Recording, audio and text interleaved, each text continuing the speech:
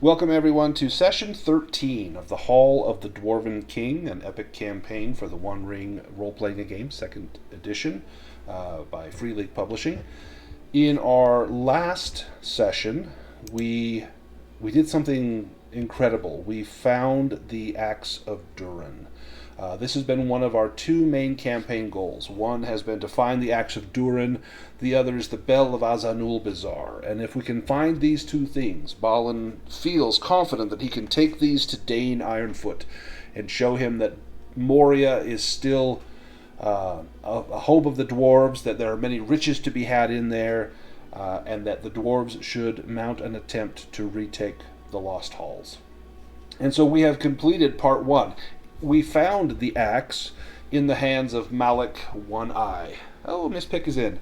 Malak One-Eye. And Malak One-Eye was the leader of the Moria orcs. In fact, he fancied himself the Lord of Moria. We found him with several of his lieutenants, including the sneak. I'm totally blanking on his name. What was his name?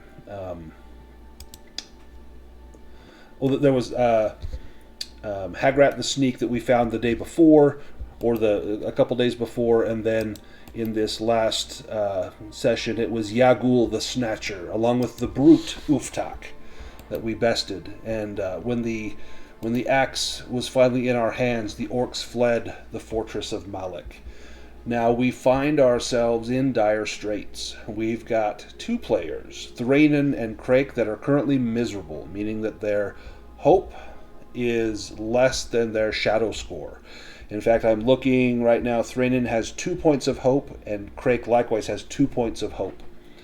Now, when you're miserable, if you roll an Eye of Sauron, then that counts as an automatic fail. Much like how a Gandalf rune is an automatic success. It will be an automatic fail until your shadow either is lowered or your hope is increased.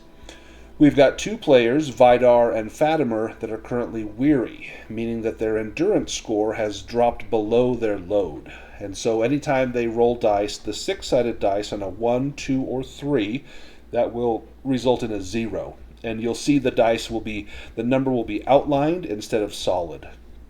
Now that can be fixed by either reducing your load, getting rid of gear, throwing off a helm, dropping a shield, getting rid of some of the magical gear you're carrying around, or increase your endurance score. Now that will be easily done for Vidar. You can take a short rest and recover your strength score in endurance points. However, Fatimer is wounded, and Fatimer's wound is a vicious blow to the scalp, and this will take 8 days to heal. Now, while you're wounded, when you do a short rest, you recover no endurance. When you do a long rest, you recover your strength score in endurance, whereas everyone else will just refill their endurance. And so healing is going to be more difficult for Fatimer. We just need to pass those 8 days, that amount of time. Now, resting, again, will help as far as the endurance goes. The hope is another matter. The only time that you regenerate hope, if you are at 0 and you have a full night's sleep, you'll go to 1. Otherwise, the only way to get it back is to do a fellowship phase, and then you'll recover your heart score in hope. Now, we also have a pool of 6 fellowship points that can be used every session to regenerate hope, because Balin is our patron, to give us a favored roll on combat, and we can restock our hope when we do a rest from there.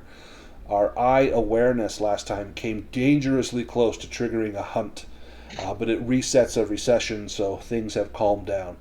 However, things are not good with the Moria orcs. We have bested Malak, we have scattered his forces. What that means for the power struggle in Moria remains to be seen. And so where we pick up the action, let me take us back to the Fortress of Malak,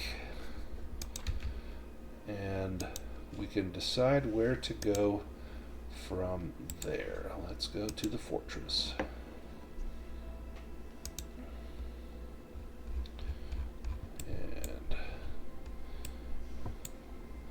Zoom out here. There we go. We are at the steps of the fortress where we have just finished slaying the brute Uftak. That's where we left off. We can see that Fatimer has this vicious wound. Healing was performed. It's no longer bleeding. It's very tender. Your hat won't sit the same on your head for quite some time. But there's not much can be done with that outside of time as a healer. Vidar and Fatimer are wounded. Thranin and Craic are miserable. Frór is in rather good shape, full endurance, and only down less than half of his hope.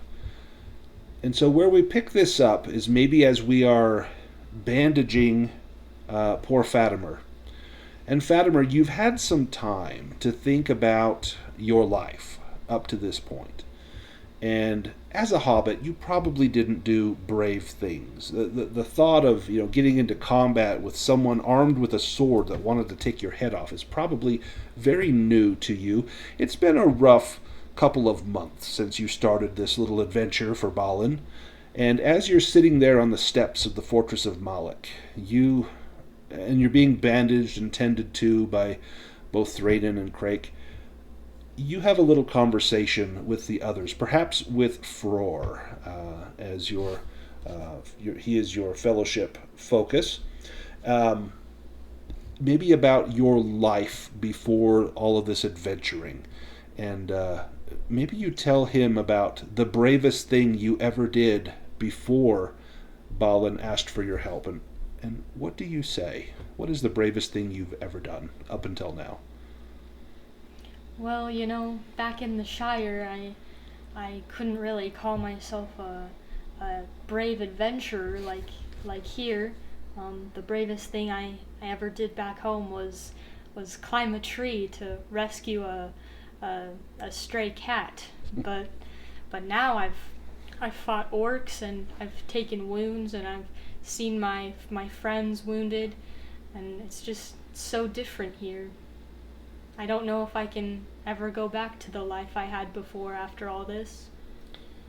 And Frór, how do you respond to that? Well, little Fatimer, I wouldn't doubt yourself. You are a very fine hobbit indeed, and you've certainly proven your worth and the worth of the Shire. I'm sure when you go home that you won't be the same, but I think perhaps you'll be better for it, and you'll realize that the world is much wider than just the Shire. Well, thank you, Frór. You're a very good friend to me. I'm glad that you're here. And maybe certainly, little Fatimer. Maybe you dip your head back to look up into Craic's face as he is tending to you with the herbs of Thrym Thistlebeard. And Craic, what would you say to this very brave hobbit that is maybe thinking they're in a little bit over their head?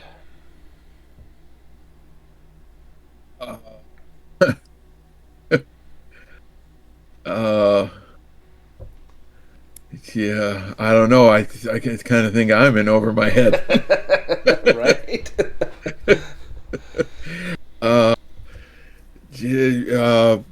You've performed admirably, braver than most people I've met. So I think you should be proud of yourself.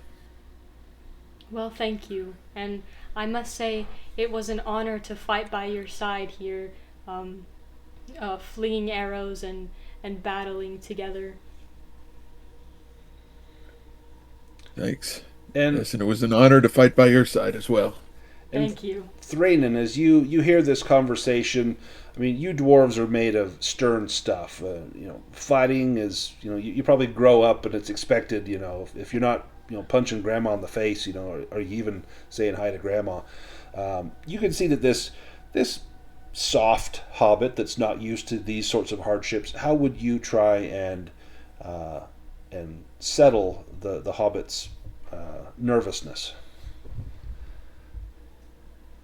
Well, I wouldn't say this to anybody else, but you may be aware that we dwarves are not the smartest folk. You look over and Vidar is like picking his ear with his little finger. Yeah. And he'll say, but if bravery was measured in inches, you would be the tallest among us. Oh, Oh. thank you. In fact, let me have Thranin give me a wisdom roll. Wisdom. Where's that at? It's at the very top. It's next to valor. So it says heroic stature, top right. Valor okay. and wisdom. Oh, I'm miserable.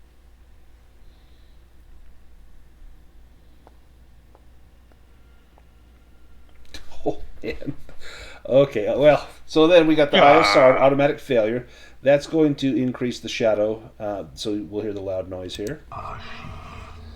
As you're saying these things to this little hobbit, and Fatimer, you know that Thranin is trying to bolster you, but did he just make an insult about your size? Oh. What do you think? Well, I personally don't think he would say something to insult me. But even so, I'm very proud of my size and very proud to be a hobbit. So. Well, Vidar, listening in on these conversations, what would Vidar have to say to the group? How would you try and maybe raise the spirits or encourage everyone to press on, especially poor Fatimer that is badly wounded? Yeah, well, I think being that we're that was half of the main thing. Right. Fighter's just generally saying we've done a great thing here today. That was, a legendary accomplishment, team. A little bruised, but the little one there, you did well. Well, thank you. So where do we go from here? Now, we could do a short rest if we needed to recover some endurance. That's mostly going to help Vidar. Fatimer won't recover any from a short rest. Or we can press on. Now, the orcs fled this chamber, but that doesn't mean they won't be back. So this may not be a safe place to stay. There was also that dwarfish-looking creature we saw up here. Do we want to find him? Oh yes, the miserable dwarf we saw working on the stone here. Yes, I think that it might be worth speaking to him. I'd like to know what a dwarf is doing treating with the orcs. It would be a shame if one of our own kind were to work with the orcs. Truly a shameful thing for a dwarf.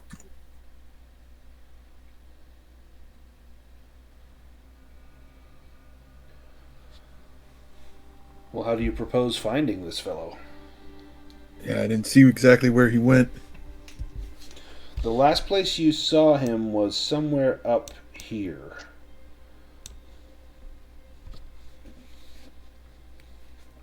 Well, certainly he couldn't have fled very far. He must still be in the fortress somewhere. We could go and look for him. Yeah, look for footprints or something on the floor. Of course, if he spots us, he may flee. Perhaps it'd be best if we were to send someone a bit quieter to search for him. I wonder who that could be. Well, yes, Fatimer, perhaps another chance for one of the Shire to prove their great worth here. I suppose you're right. Fatimer, this is going to be a spot hidden roll. Stealth? Or sorry, what am I talking about? Scan roll. I'm thinking of the wrong game. Scan roll, please. Sure.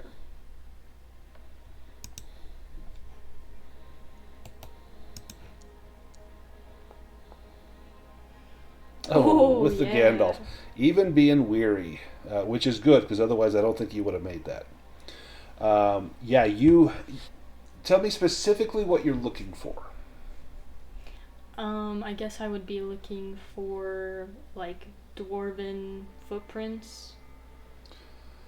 So you see a lot of footprints in here. There's a lot of ash and soot around here. These braziers that are burning here, it smells like it's fat that's burning, oil rendered from meat, and you shudder to think of what meat that might be.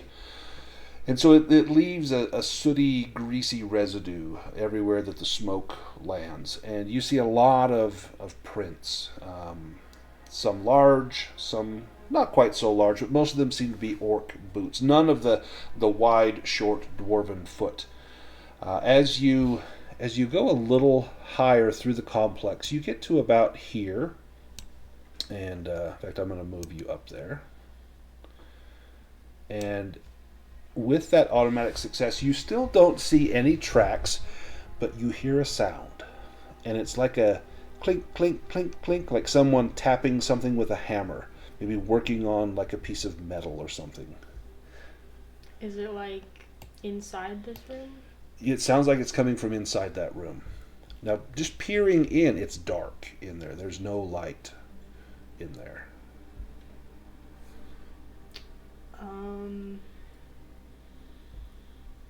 Well, can I see, like, the shape of anyone in there? Or, like, movement at all? You don't see any movement or shape. You could go in there, or you could try taking in some light, or you could sneak in and see what you can find. Yeah, I'll try sneaking in. Okay, give me a sneaking roll.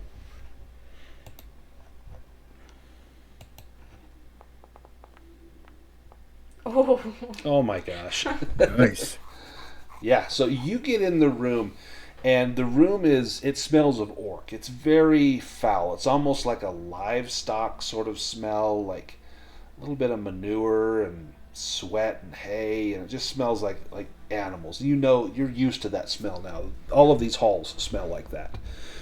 But there is a chill in this room, and there's a spot when you go stand there, it's very cold, almost like there's a column of cold air, and you don't feel the movement of air like there's a vent or something that's letting a draft of air through. It's just where you stand is very cold, and when you stand there you don't hear that plinking sound, but it sounds like it was coming from, if not this exact spot, very close to it. Give me a valor roll as that chill begins to wash over you, and you suddenly realize just how exposed you might be.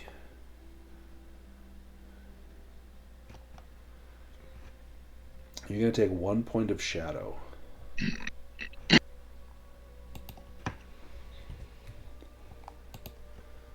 What do you do? It feels as though cold fingers are pressing around your shoulders. You recognize this feeling from way back when after you fought those bandits and you went into the sunken ruins where there was that tower with that blue light and the along the road, one of your first adventures, and you had encountered several creatures down there that didn't seem to be living. Do you say anything, or do you call for help? Do I have anything on me to, like, light a fire? Yeah, it's presumed that you've got maybe a candle. You'd have like flint and tinder, that sort of stuff. Okay. I'm gonna try to light a fire. So you kneel down and you pull your flint and steel out of a pocket and grab a little bundle of, it's a dwindling bundle of little dried bits of bark. You can't replenish that here in these tunnels. And so you know that every little bit that you have is precious. And as you start to strike it, every strike there's a little flash of light. And it's very faint, but in this darkness it seems very bright. And on your third strike, that light lasts for just a split second. the first 2 strikes, you just see the bare stone floor. The 3rd strike, you see 2 boots standing right in front of where you're striking. And then it goes dark, and you hear a voice say, "You're not an orc." No, I'm not. I'm a hobbit of the Shire. And who might you be? Imri. Traitor, they name me.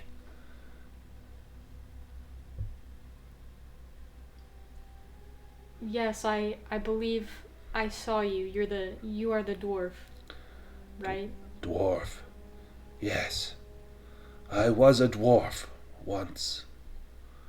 But now a shadow of my former self. I have forgotten the sound of dwarven hammers. I have forgotten the taste of red meat and beer, the smell of salted pork. All I know is the whip and the way of the orc. So, are you a slave to them, or do you do this willingly? Now, are you still trying to light your fire? Yeah, while I'm talking, I'm Okay. gonna try to light the fire. Slave or willing? Can it not be both? I sensed my end was near. Rather than die, I gave myself up in service of the orc. I am a dwarf no longer. And you can see the glow of your candle beginning to start, and these boots are walking around your left-hand side behind you. And then you hear the little slip of something being drawn out of a leather sheath. Sounds like a knife.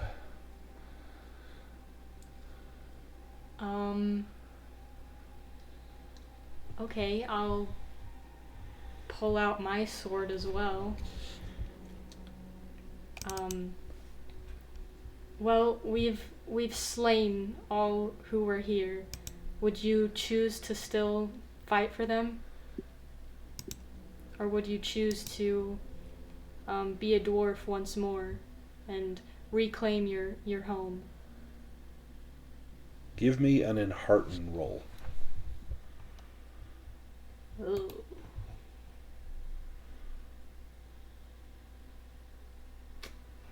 Okay, I'm gonna use hope.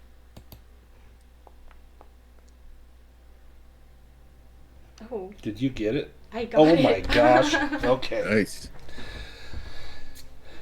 So you ask him again. What do you ask? I'll ask him. Would you still choose to fight for those who stole your home for you, or would you fight to reclaim it? The dwarves, I fear, will not have me. But I would be a dwarf again, or die, as my friends did here when the fire came. Well, that is very valiant of you. And you see a figure step into your meager light. And I have a picture here.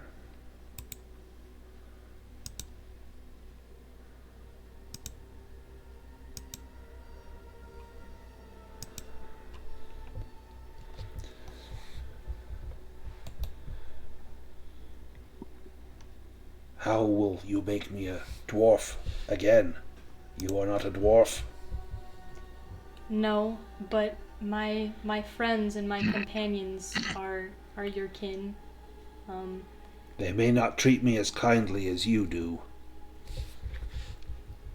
Well, if you are not the enemy, then they have no reason to.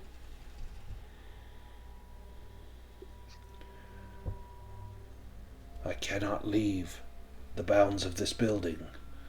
Please bid your friends to come to me.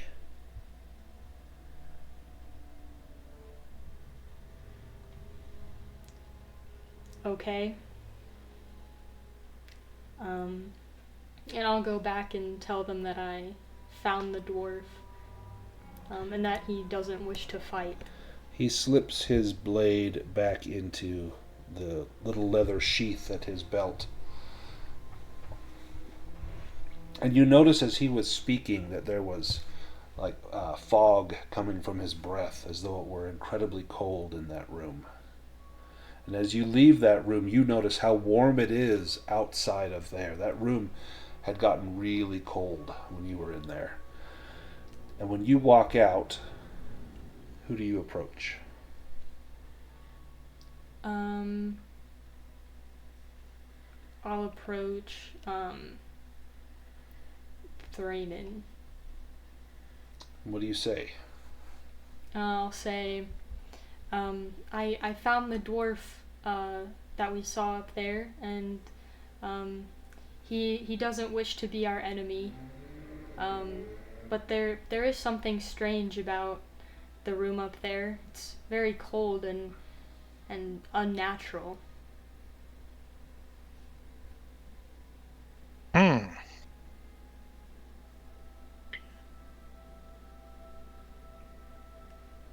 I'll go up and take a look. So Thranin. What did you? Oh, sorry. Go ahead. What did you talk? What did he say to you? Well, he said he was made a slave by the orcs, but he wishes to fight for his homeland again. Aha. Thranin will go up and talk to him. As he's going to start singing. And he's going to sing, I don't know if dwarves have anything like a national anthem. I'm sure they do. the most common and proudest song of the dwarves. Give me I will be singing that. Roll. And you can add a bonus die to that.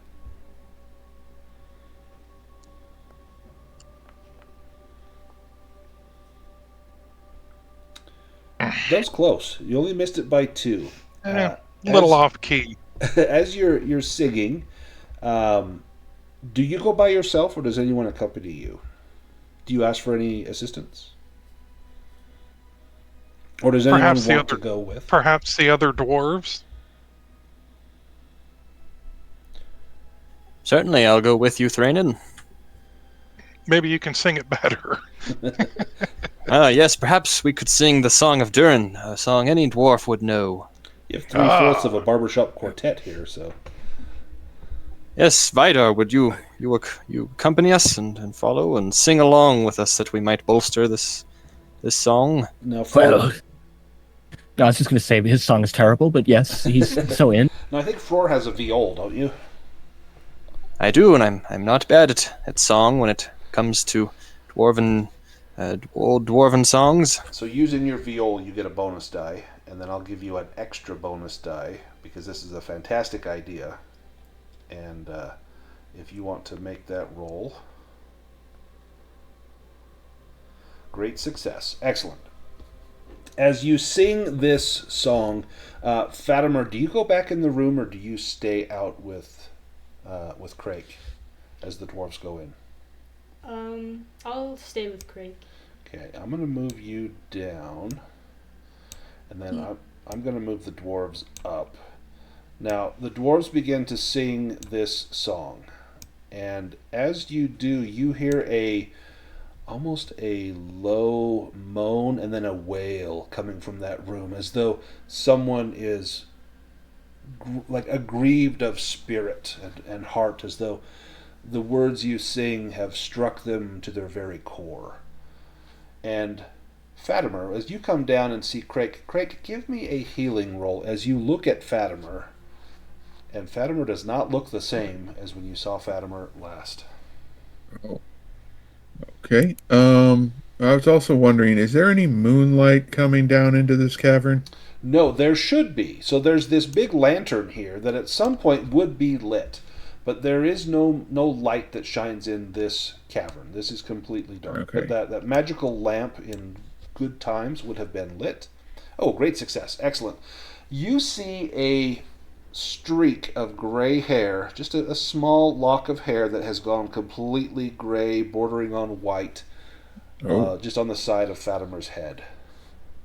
Whether this is the stress and strain of what's been going on or something that happened in that room, you don't know, but you don't recall seeing that when you were patching up that wound. My word, you're getting a little salt and peppery. Now the dwarves, when you go into that room singing the song, you see this very dirty, grimy, sorry excuse of a dwarf you've ever seen, sitting on the ground with his head in his hands, just weeping at hearing the song, as though the words are painful for him to hear,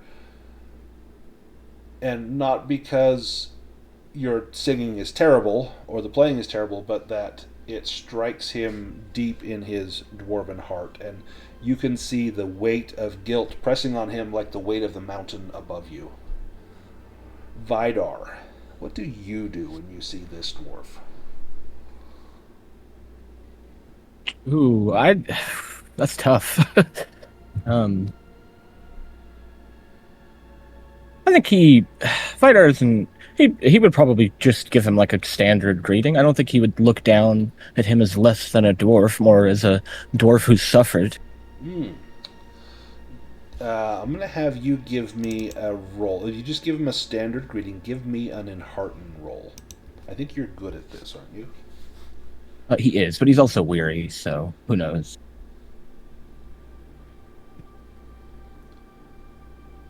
I don't know if it would count, but I know when we're doing travel, if we're singing a song, it does away with weary. That's what I was just thinking, and I think it fits really well with this. So when you go to roll that, when it pulls up the second screen, there's a little slider for weary, not weary. You can eliminate weary for the purpose of this, because that song would enhearten you as well. All right. Yeah, okay.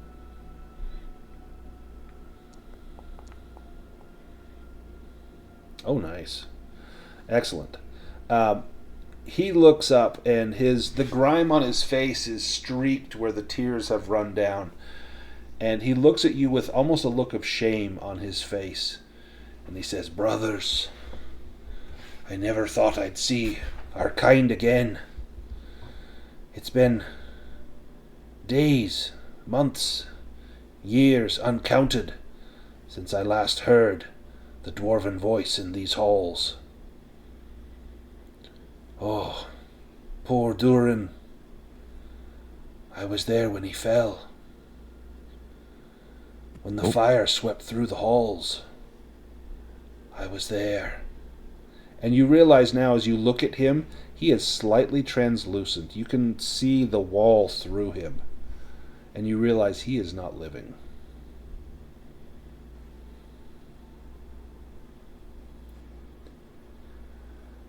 Oh. He says, "I must confess to you, brothers, of something terrible I have done against our kind. When the fire came, rather than stand with me king, I turned and ran. To my ever-living shame, I fled. I heard the battle song and the cry of the dwarves. I saw Durin, axe in hand, and I ran. I ran into a nest of fell orc. They beat me. They tortured me. They wanted information. I held out as long as I could, but every dwarf has his limits. And so I used my wits. I gave them bits of information masked with lies. And they believed me. I gave them just enough to see the truth of what I had to say. And so they kept me around. And then they put me to work. Here, in this fortress. Made by the hands of our folk. And maintained by these hands. And he looks down at his hands, and they're shaking, calloused and gnarled from centuries of work.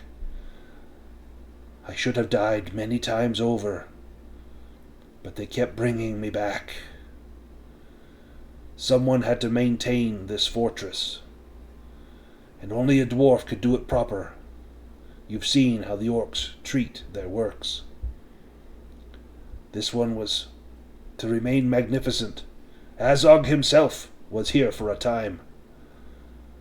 And most recent was Malik, whose body I see down there on the ground, broken. I see you have the axe. I've seen that axe before. I do not wish to stay here. My time is done.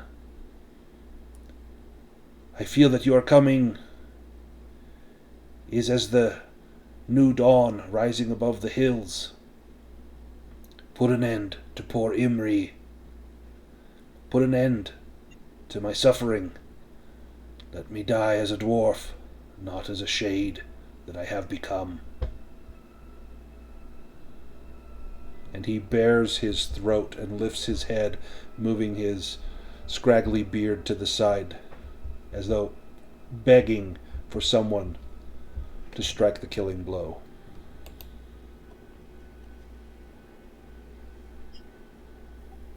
Yes, well, Imri, let the axe of Durin release you. Certainly you have paid for your treachery through centuries of torment. You do have one way to gain a bit of redemption, though. What is that? Do you know where the bell is? The bell. I have not heard it toll in a long, long time. We are trying to return it to our people, your people. Orcs took it. The dwarves, we were going to place it in the vaults. But orcs took it. Something else is in the vaults now. I believe it is gone to that foul sect of orcs that worship the fire and the flames. These orcs are most foul. You do not wish to run afoul of them. They worship the beast. These Udun orcs. They are led by one named Thu the Fire Speaker. I believe he has the bell. He has tried to melt it down. It has resisted him. But he will awaken his master, and nothing can resist that fire.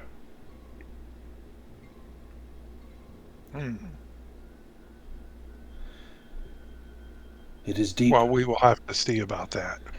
It is deep below us, down into the deeps. You may find it near the vault. The orcs couldn't take it far. Near there is the endless stair as well. I have not seen its winding grace and beauty for centuries. It was said that at one point one could go from the lowest depth to the highest level. But I have only seen the inside of this cavern for hundreds of years.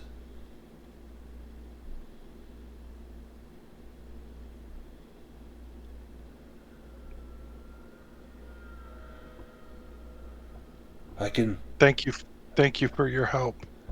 Yes, now, dwarves, put me out of my misery.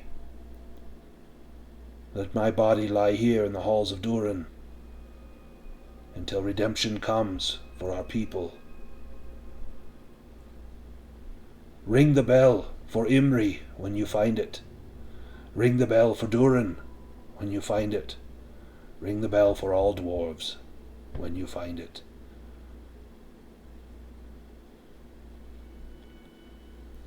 And he tips his head back, waiting for the axe to fall.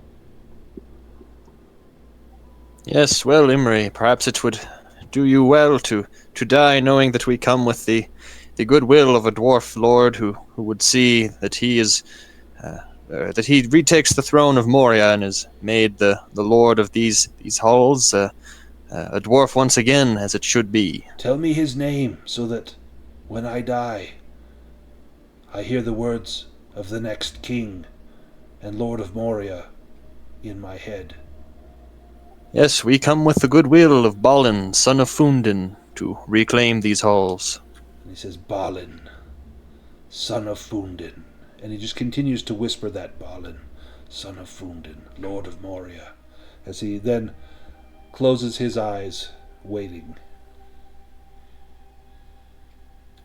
I will do the stroke with the axe of Durin to release him from his torment. Now, are you don't need to make an axe roll, I mean, he's not resisting, but are you doing this solemnly? Are you doing it, this guy was a traitor, just, he deserves to die? What's the intention behind your blow here? Well, I think that certainly whatever treachery he's had, he has paid for time and again, suffering for centuries, so I think it would be hopefully solemnly that he might finally gain some rest. As the axe passes through his neck, there's a brief moment of resistance, and then the runes on the axe begin to glow as it passes through his form, and it vanishes in a blink. And all that's left is a little nail that he had been holding in his pocket. This nail from the time of Durin is all that remains of Imri. Now the three dwarves, you can each recover 1 point of shadow, if you have shadow.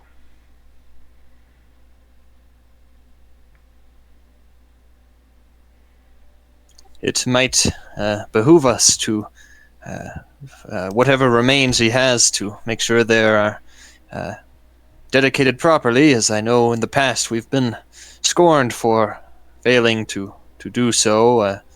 Even though he's not a king, it still might be the right thing to do. Yeah, so do you take the nail? Certainly, to see that it is buried properly, even though it is not much of remains, it is still what he left behind to be dedicated, I suppose.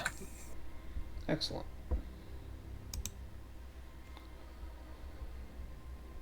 Where do you go from here? Now, Granny Goblin told you that the bell was in the vault of Uruktharbun. Imri said, no, it was taken deeper. But you also heard Imri say he's not left these chambers in hundreds of years, perhaps 1,000.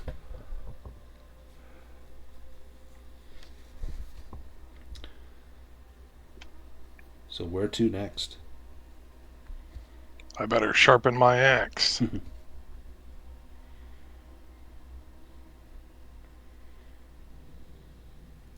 We could do a short rest here. That will let Vidar recover some endurance, as well as if you guys want to use any of those 6 fellowship points to restock hope, you can do that.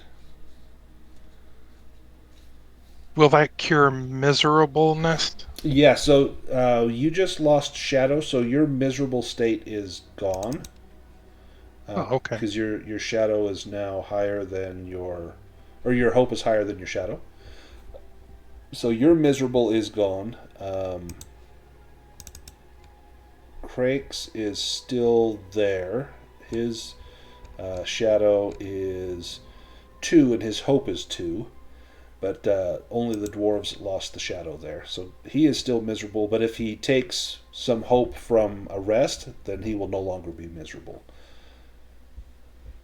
You want to do that short rest? Yeah, let's do that. So then on your sheet, you can go, it's under like your endurance, there's a short and a prolonged rest. You can click on the short one, and then if you want to take any of the fellowship points as hope, you can. And that gives us 1 point of hope? Yeah, as many as you take. So we have 6 total to divvy up. And so we could each all take one, and then someone could take an extra one. I'll take one.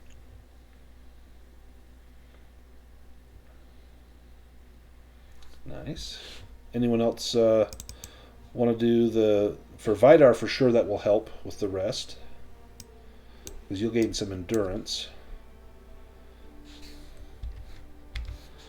And I think that makes you not weary anymore. Yep, no The good longer thing is weary. his axe means he's not weary in combat, Right, at least. right. So there's always that to hold on to, even when he is weary. And did you recover any hope, Vidar, from the fellowship pool? No. Okay. And Frór, did you recover any hope from the fellowship pool? Yes, I took 1 point. Okay. And Fatimer, did you do a short rest and recover any hope? I'll take 1 point of hope. Okay. And Ubik, I see you're not in Foundry. Are you still with us? Yeah. Somehow I lost the connection, and no. it sort of it kicked me back out to the blank screen again, and so I'm waiting to get back in again. I'm back on a black screen. Well, at least we know you're halfway there. Do you want to take 1 or 2 points of hope? I'll take 2 if that's okay. Yeah. I'll give you 2, and then I'll. That means you're no longer miserable. Yeah, thank you. Miserable, And then let me take 2 more out of the fellowship. That will leave us with 1 point left, and we can use that by the end of the session, or if someone needs it during combat to get a favored roll, they can do that. So we're in a much better state. The only person that's weary now is Fatimer, and no one is miserable. And Fatimer, you're still in a bad spot because your endurance is only 9, and 1 more wound and you are dying. But we've got 2 healers that can do magical success. So the odds of you dying are very slim, but it may be difficult for you going forward until you can get rid of that wound. So where to now? We have been told that the bell could be in the Vault of Uruktharbun. We've been told, no, the bell is down in the deeps. Where do we go?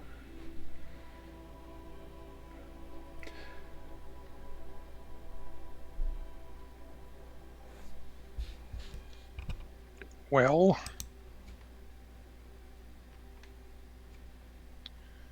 whichever way we think the vaults are. We did get some directions from Granny Goblin to where the vaults are. Let me have one of our dwarves make an explore roll. Whoever wants to do that can make it, to see if maybe you have some of your bearings. You've seen a lot of these halls. You kind of know how they're laid out.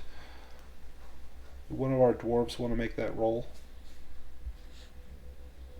I have a 2.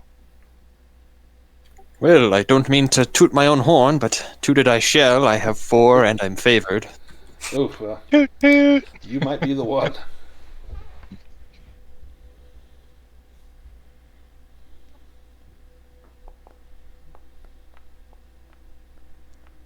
And a Gandalf rune to boot. Extraordinary success.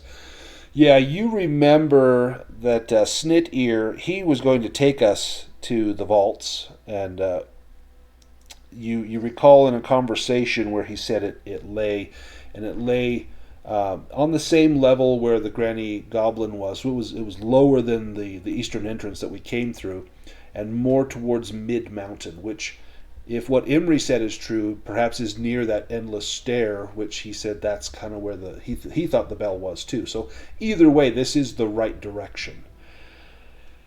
We need to do some traveling to get to the destination. So let's go to our travel map.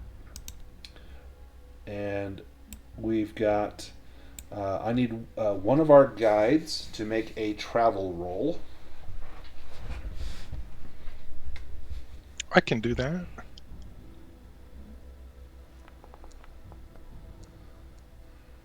Yes, indeedy. Great success.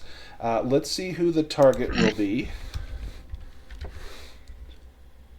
Target is going to be the scout. So this will be Frór. And let me see what the event is. 4.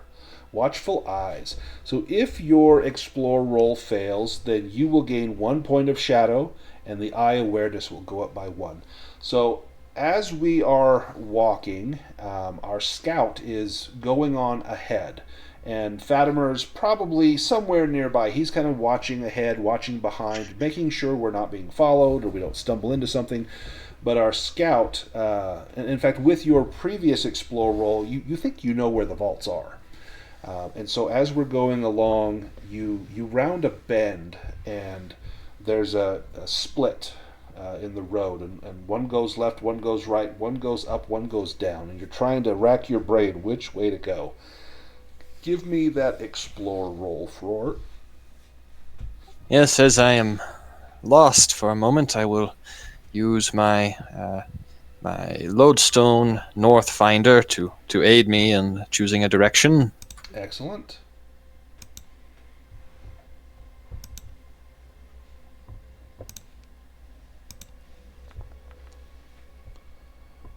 Wow, another Gandalf rune. Look at that. Great success. So yeah, no, you don't gain any shadow, and the eye awareness does not go up. You know the air doesn't smell quite so foul this way, and so that's the way that we will go. And as we're wandering through there, we come across a room, and it's you've not seen this place before. It's in fact, and as you look, you're like, I thought we knew this way. It's a small building that has a well in it. It looks like maybe a way station as you're headed towards the kind of towards the main road that runs east to west through Moria. And this room has several cubbies in the wall where things are marked, as well as a bucket and a chain here by the well. And looking down in the well, it does seem to be in recent use. You can see that the bucket has signs of wear, where someone has used this probably within the last month or so. So there may be water down there. Do you do anything in that room, Frór? Well, I know that some of these rooms aren't what they might seem to be, so I suppose I will go back and retrieve the rest of the party that we might explore it together. Okay. And as you're getting everyone up there, let me have our lookout give me an awareness roll.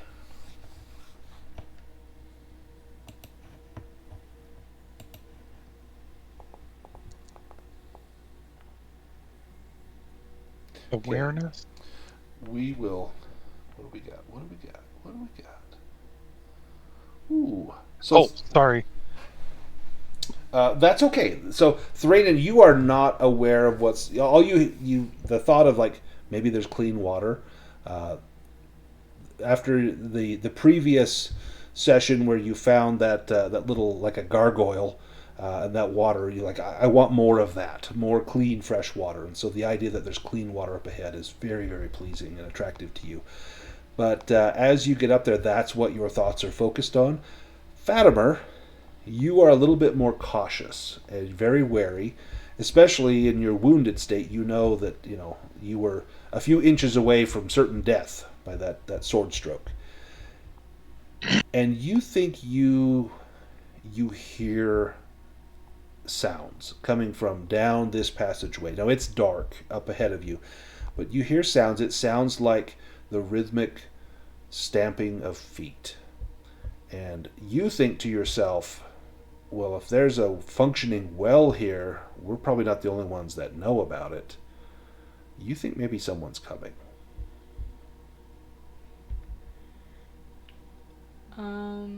Okay, I'll tell that to everyone else. Now, everyone else, you know that Fatimer's been a little jumpy. How do you respond? Fatimer's hearing things in the dark, but it could be danger. I trust Fatimer's judgment. I think we should hide. 'Tis but a wisp of cloud.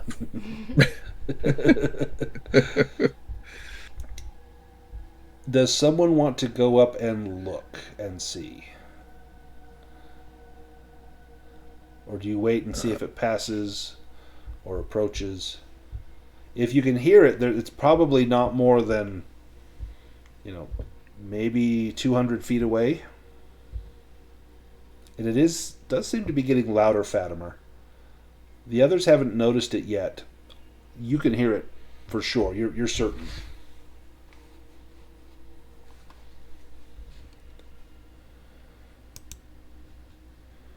I'll go look. Fatimer, do you go with Craic to go look? Sure.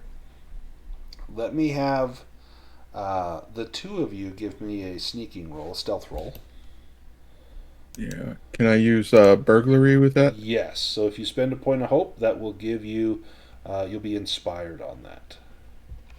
Okay.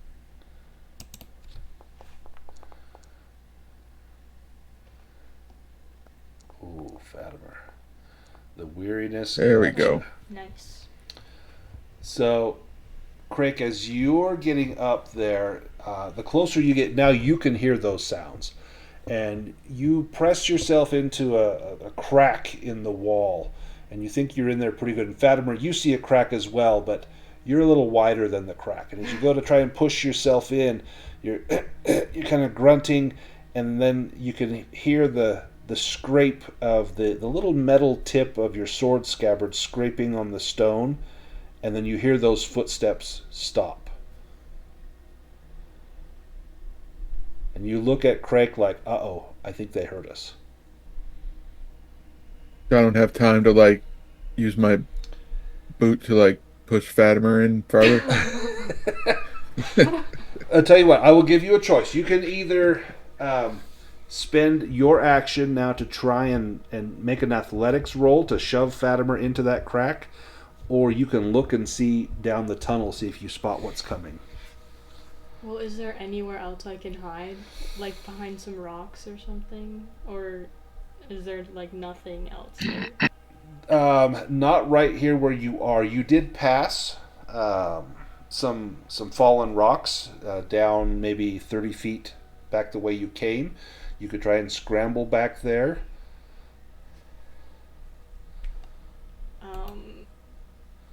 Or you could let the ranger shove you into that crack. I don't think I'm gonna fit in there, so I'm just gonna hide somewhere else. Okay, then Craic, you see Fatimer look like a frightened mouse, and you wonder, I saw that lock of silver gray hair. I wonder if Fatimer has lost his nerve as Fatimer runs back towards a different hiding place, or perhaps back towards the dwarves. What does Craic do? Well, I don't want to be seen, so I think... You could stay hidden. Yeah, I'd probably just stay where I am to not risk being seen myself. Fatimer, as you're heading back, you're trying to find those rocks, and you reach those rocks, but you're like, if I go another 50 feet, I'll be at the dwarves. Do you want to stay at those rocks, or do you want to run back to your allies? I'm gonna stay at the rocks. Okay. The dwarves, you can hear the little padded stamp of Fatimer's feet as he's running back, and maybe you can just see a little shape kind of hiding along those rocks, but you don't see what else is down the tunnel. Craic, you see it. From your vantage, first there are two orcs, and these are skulking. They're down almost on all fours, and they're looking at the ground, they're looking at the walls, they've got knives drawn, they're looking for whatever they heard. And they walk past you and continue down the hallway, and then two more orcs. These are a little larger. These ones are definitely brutes. These guys have big flat-bladed swords and spears. And then you feel a tremble as something big is coming down the hallway after them. Oh dear. You can stay there. You can jump out. You can wait and see what else is coming. What do you do? Yeah, I'll wait and see. I'm not gonna jump out. I've got a bad feeling about this.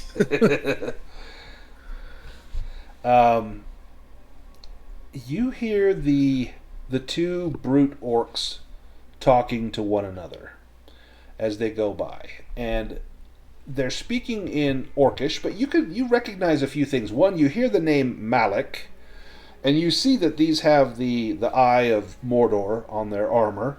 These are Mordor orcs, and you hear the name Malik, and then the other orc kind of chuckles a little bit, and they go past you, and that big sound you hear gets closer and closer, and the footsteps, they sound wide, like there's a great span between each step, and then you smell troll, and your sword begins to thrum in your hands like it senses its bane.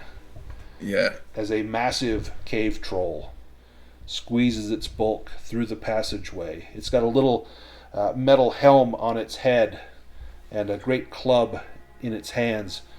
It looks like the club is nothing more than what the orcs have fashioned for it. A few sticks, perhaps shafts of axes or hammers bound together, and a huge glob of molten iron on the end of it, a makeshift club. And as it walks to near where you are, it starts to sniff the air, pauses, and it looks around, and then it continues following those orcs. So now they are all in between you and Fatimer. They have a cave troll. Oh man. But they didn't see Fatimer, right? Not yet. They're getting close. They've not seen Fatimer. They're headed in that direction? Yes. Oh dear. So in fact, let me go, just in case this turns into combat. Let's go to our combat screen. I'll draw a little map here. So I hope this doesn't give me a white tool. Let's see. Oh, it did. Okay, and I don't think I can change my color. Tell you what, let's go to our home screen. We'll do it from there. Okay, so if this is the path right here, here is the rock where Fatimer is hidden, and I'm going to move Fatimer over there. Whoa, look at that. Look out. Got to get on the right tool. I'm going to move Fatimer over there. And Craic, you're down here at this end, and then our three dwarves are further back down here. Okay. And then you've got, I'll just pull the tokens out here.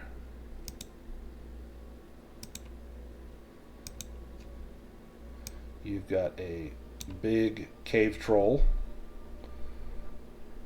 and you've got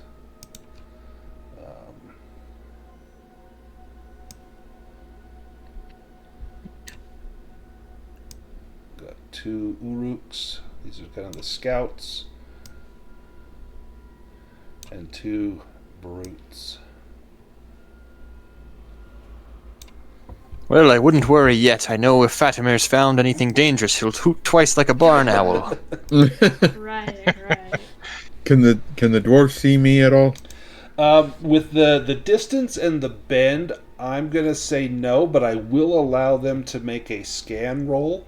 It will be ill-favored. And so all three of you, if you want to make an ill-favored scan roll, you can.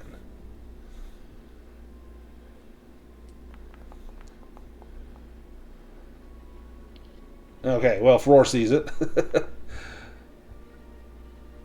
Vidar almost sees it. So Frór can see what's coming? Yes. Okay. He'll probably sees Fatimer and then sees stuff. Oh, wow.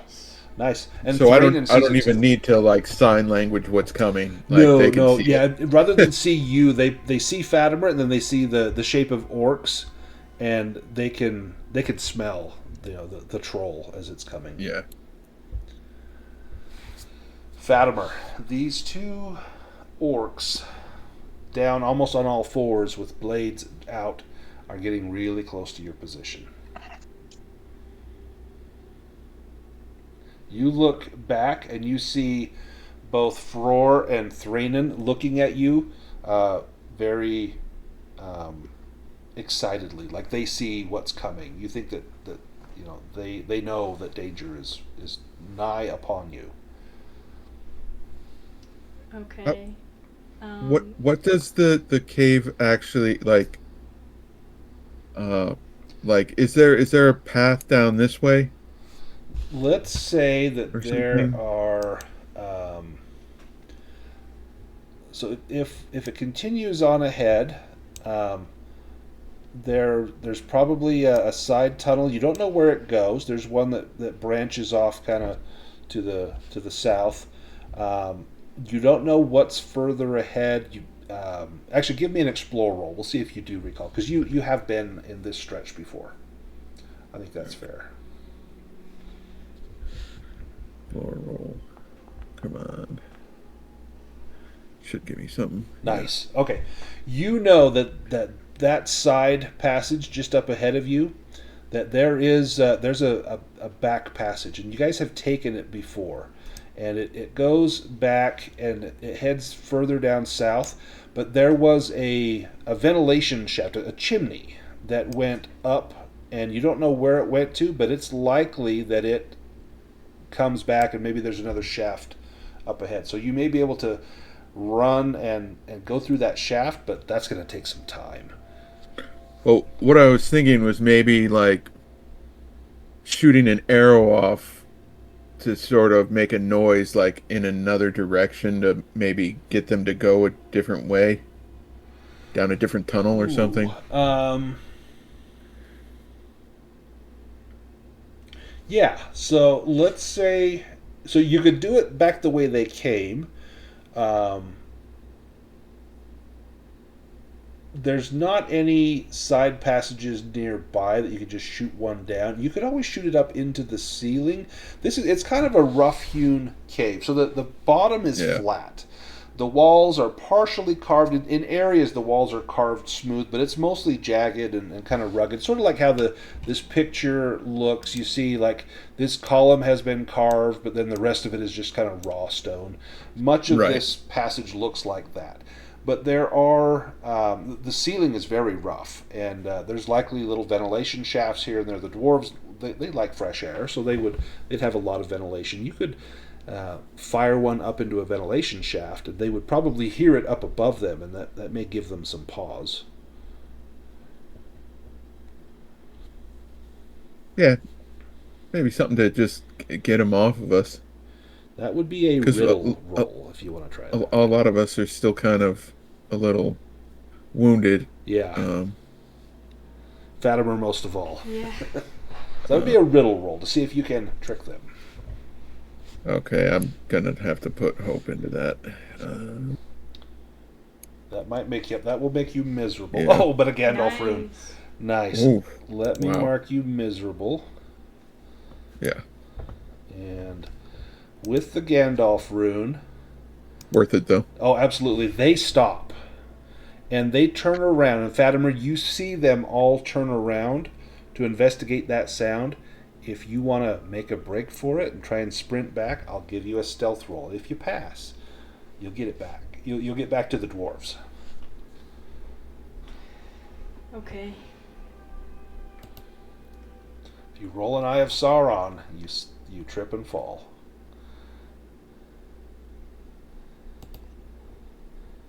And all of your spoons and cutlery will go flying out of your pocket. Could I use burglary for that? Yes. Okay. So spend a point of hope. That'll make you inspired. Great success. Okay.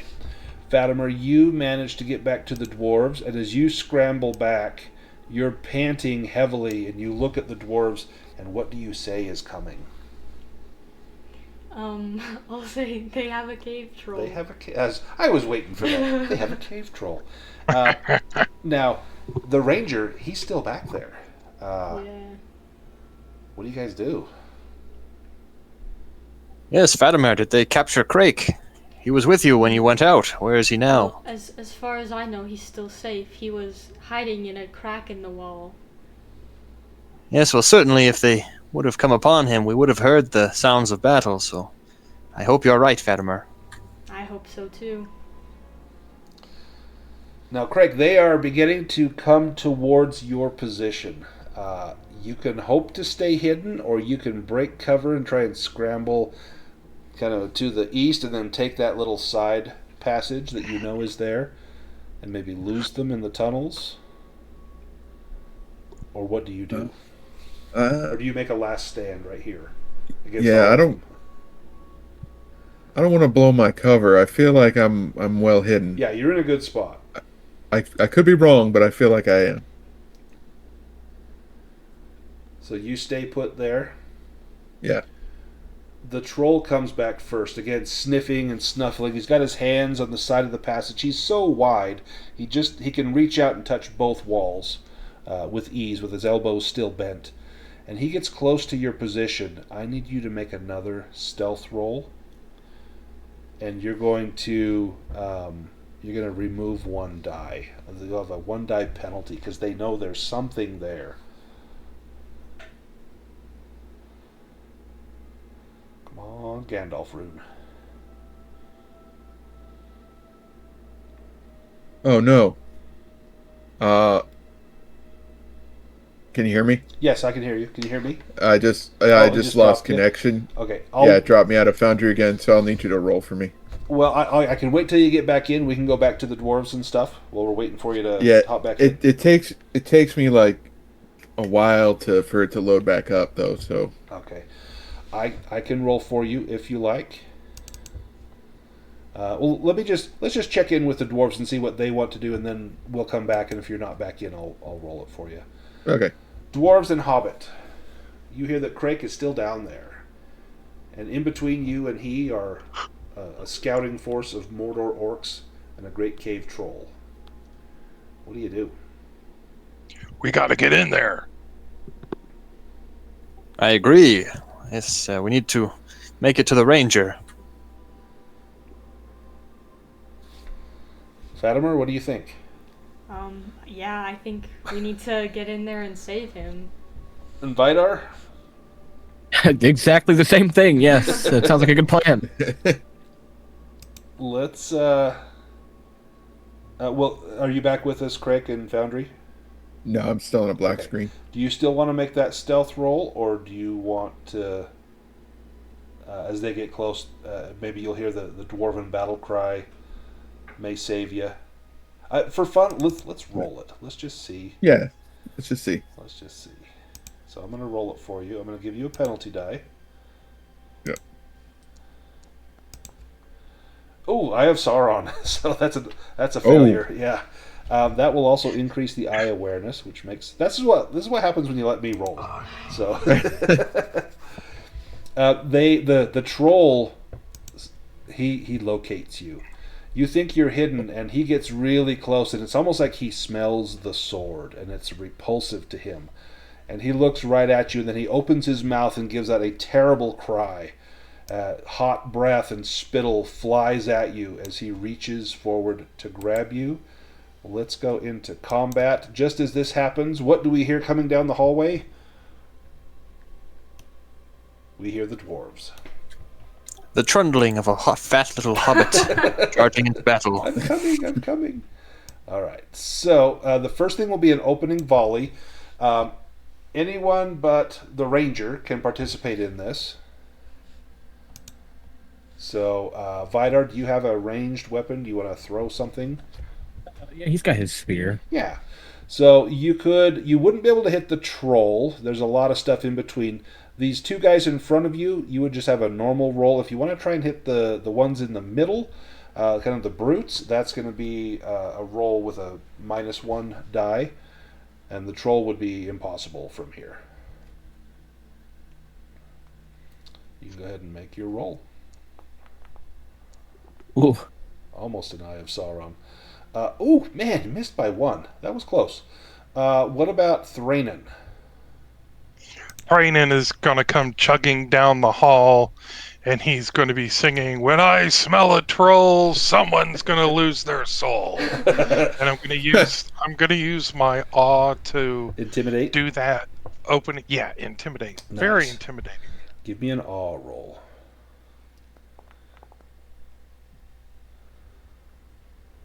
So that will intimidate Might 1 foes, which are the orcs in front. It's not the troll. So all of the orcs will be intimidated by that. Let me grab something real quick. Yeah, so all Might 1 foes are intimidated, so they will be weary on combat rolls for this first round. What about for Frór? Do you have a ranged attack you want to take? I do, but would it be possible that I could also try and intimidate them, maybe build on that awe roll? Maybe it could be Might 2 enemies? You would need to get a great success for Might 2 enemies.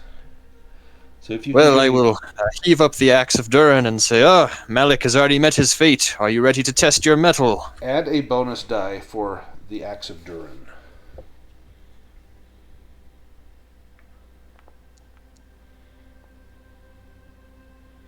Nice. Now the troll has a feature that is where is it? Actually, never mind. The troll doesn't have it. He has something else.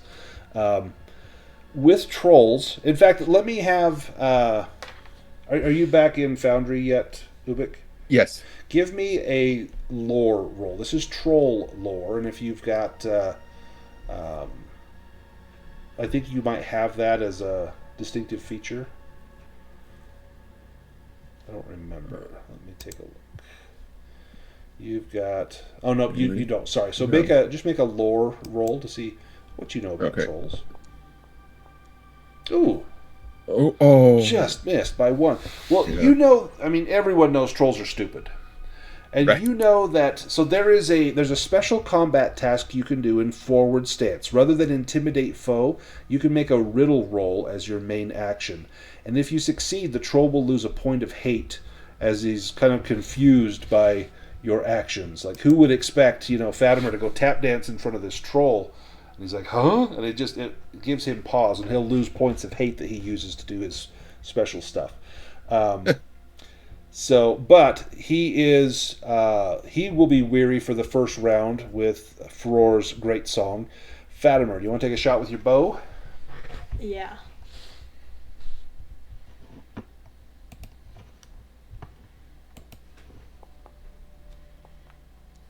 Oh, with a piercing blow. Oh no, because it failed. Oh, Yeah. because of your... Yeah, shoot. And these guys, they have a high parry, so it makes it more difficult to hit them. So, dang, I thought that was going to be a hit. Let's go to close combat. You guys can check your stances. I will need Craic to be in a close combat stance, either forward, open, or defensive. Looks like Frór is going open. Fatimer, you can stay Apparently, back. I'm not in the. I'm not in the initiative or anything. It says on my. Oh, I show you in there. In fact, I can select a stance. Huh.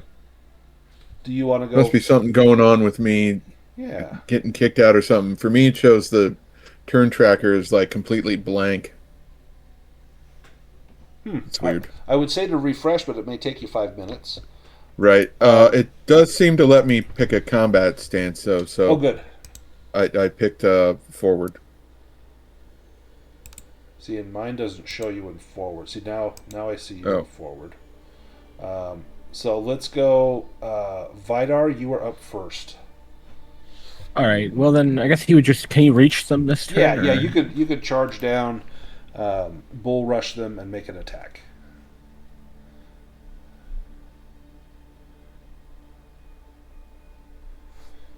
fact, I show Craic in here twice. That is weird. Oof. Oh, dear. Rolled an 8. Craic, you're up next. Okay. I will attack the troll with my Trollbane.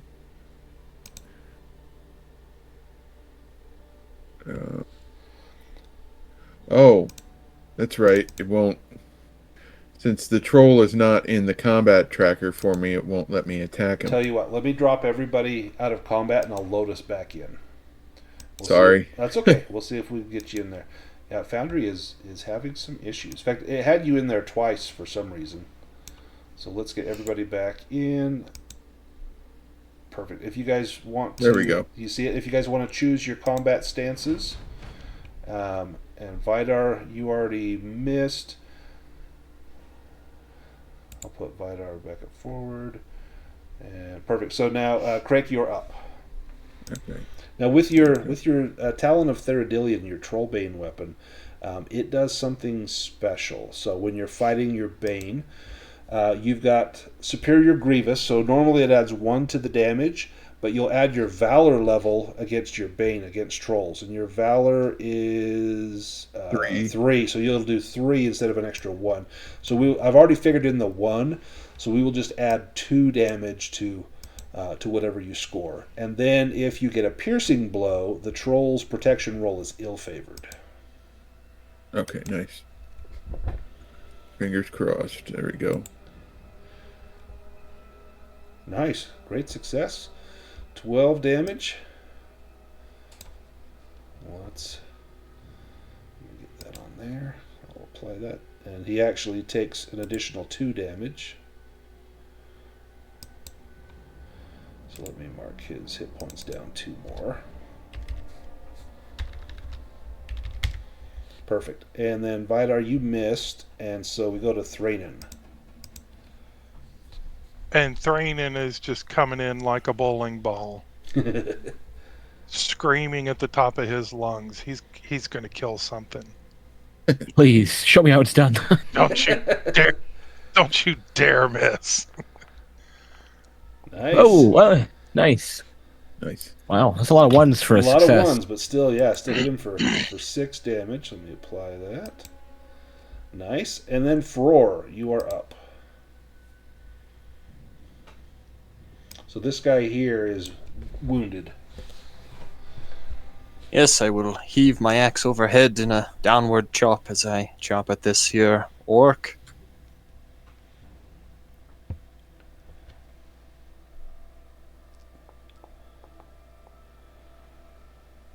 Nice.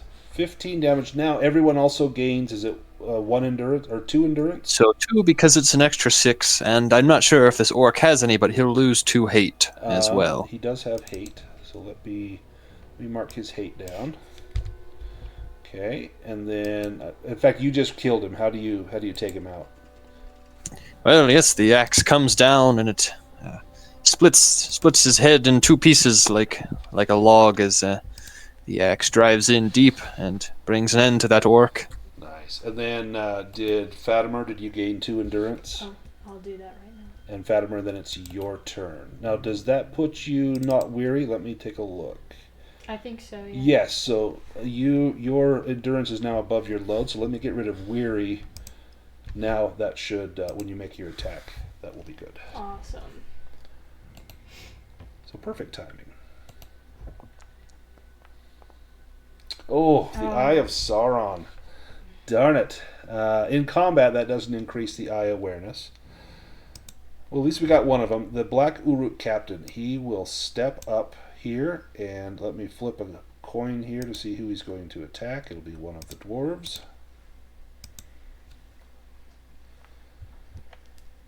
He goes after Frór. Probably the best option. Frór can take the blow. He will be weary. Oh, thank you. With his broad-bladed sword, he sweeps across. Wow. Wow. If that hit, that was going to be awful. So, yeah. That was a miss. 21. Yeah. Could he have even succeeded? He got an 18. Oh yeah, he would have if so he got yeah, a 6. And, yeah. The cave troll. And he goes twice. Well, Ranger, it's been fun. He will try to crush you with his club. Have at thee. Oh, I think he missed. Yes, first one was a miss. Whew. And then he swings again. Oh, and he should be weary. Ooh, an eye is a piercing blow. Dang it.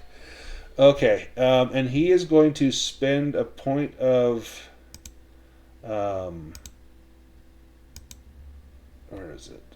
He's going to spend a point of hate to make everyone that's inside of him gain 2 shadow points. This is a dread. You need to make a valor roll as you see just how cruel this blow is. So everyone needs to make a valor roll. If you fail, you'll take 2 points of shadow, and then you cannot spend hope for the rest of the fight. So Frór's good. Oh, dear. I'm gonna use my hope on this one. Oh, dear. Oh. Nice Gandalf rune for Fatimer.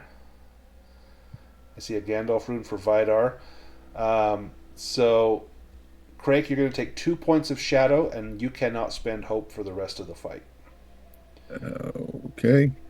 Now, Did we all roll a Gandalf rune that were down on this side of the tunnel? I think so. Nice. And then an Eye of Sauron for Craic. Oh, no, Thranin, you'll take 2 points as well. Yeah, 3 Gandalf runes. Wow. And then Thranin is miserable. Let me make sure I mark you as miserable. Okay, so, Craic, I need you to make a protection roll. If you scroll back up in the chat, just above where Frór, it'll have a protection roll test. Roll high. And you are protected, but you will take 6 points of damage. Now, you can take a knockback. You'll take 3, then it will take you all of next round to regain your position. You want to take the 6 or take 3 and be knocked back?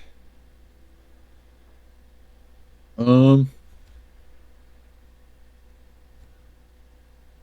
take 6. Okay, because honestly, he's just going to step up and just smash you again. So Right. Probably a good idea. All right. This captain, he's got a bow. He's going to pull out his bow. And he's going to attack anyone but the ranger. He goes after Vidar. He always gets shot. That's fair. Right? He's got like a target painted on his armor. But he is still weary. Let me mark him as weary. Never forget that Pulp Fiction time when Vidar opened a door and got shot by like 6 arrows. Well, he hits you, but only for 3 damage. So let me, I'll apply that. Just but a scratch. And then the other scout will go. And the other scout will attack one of the 3 dwarves. Let me see who.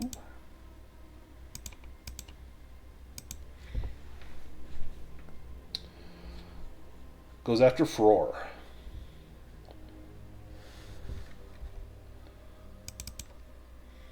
And he slashes with his Mordor steel. He will be weary. Yep, I got him as weary. And, ooh, nice. That's a clear miss. All right, we go to the next round. The intimidation is over. If you guys want to change stances, you can. Otherwise, Craic, you're up first. Okay. Gonna use my Trollbane again, Nice. but I can't use Hope. Nope. So, okay, I'll just roll it. Oh, Did something. good hit. Yeah, 19 Yeah. damage plus an additional 2 damage. A piercing blow would have been better, but yeah, you almost got him down to half. Nice. Vidar, you're up next.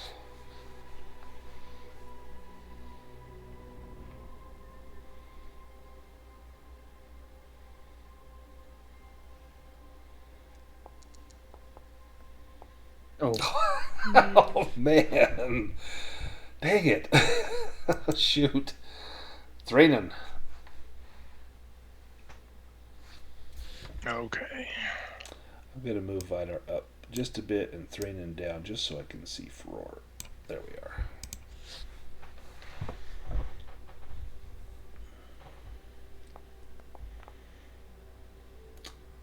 Solid Mighty blow. Mighty blow. And he has to make a protection roll. How do you take him out? Nice. This brute. Well, I actually chopped through his bow, and the bow breaks and goes right into the splintered end goes right into his throat. Ooh. Black blood gurgles out as he hits the ground and you step over his body. Frór, you're up. Well, I will attack the other brute near Vidar. So in fact, well, the other brute is down here.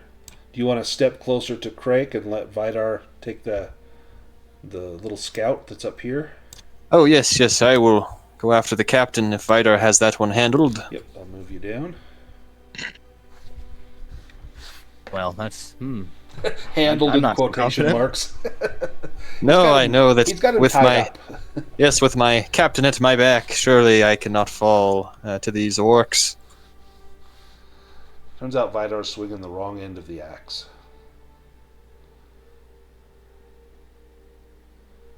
Can I use my stern to become inspired, Yes. or my fierce? I suppose might I apply. think fierce would be better.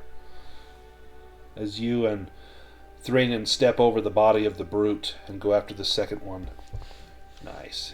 Hit him for 7 damage. Let me apply that. And Fatimer. Now the captain he's down about a third. This other scout is not injured, and the troll is down about half. From here, you would have a shot at the troll, but I'd give you 1 penalty die. Okay. But if we can fight our way to the troll quickly, that would be good. Ooh. Protection roll.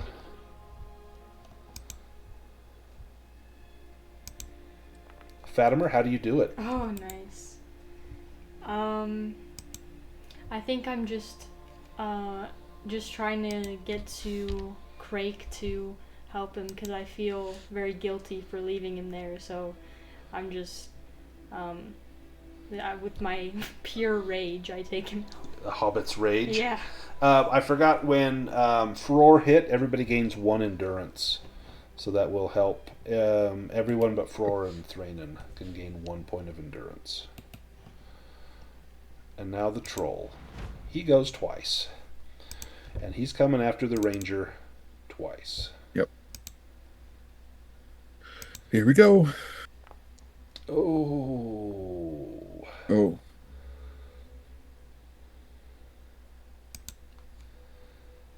16 damage. You can take 16, or you can take half that and be knocked back. But then he will just step up and hit you again.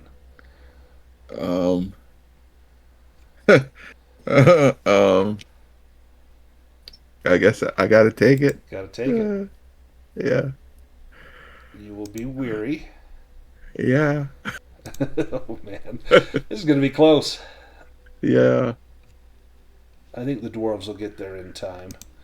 Okay, and then you get knocked back, and then he will step up and he will go after you 1 more time.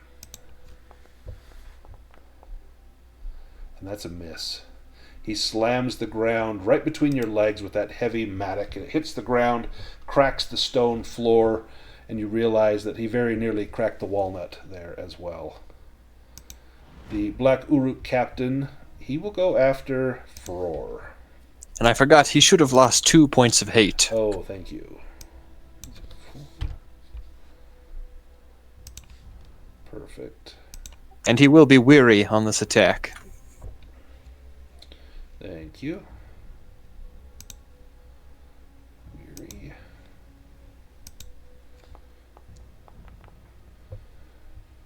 Thank goodness for the weariness.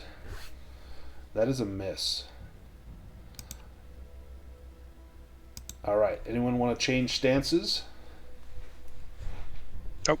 Do you want to go defensive, Craic, to try and make you a little harder to hit, or do you want to stay offensive?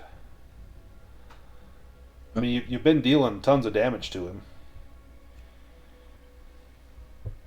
Yeah, maybe I should. Okay, I just feel like without being able to spend hope, that was the only way to Right.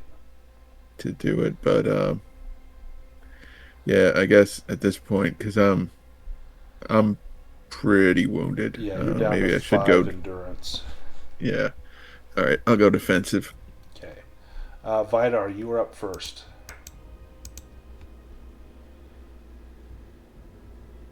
Alrighty. If Vidar and Frór hit, you'll gain some endurance, which will be helpful. Yes. Ah. Look at that. Piercing blow, no less. So you don't need to make it a piercing blow. Just do like double heavy blow. This will be spectacular. Triple heavy blow. Triple heavy blow. Trippy works too. 29 points of damage. Let's give him the protection roll first to see if you just kill him outright. Yeah. So you don't kill him outright, but you nail him. He is going to spend a point of hate. That'll drop him to 9. He's going to do... where is it? Thick hide. So he gains 2 dice on a protection roll. So I'm going to add 2 dice to this. He is protected, but he still takes the 29 damage, and everyone gains 3 points of endurance. Oh man, he is close to down. Thranin.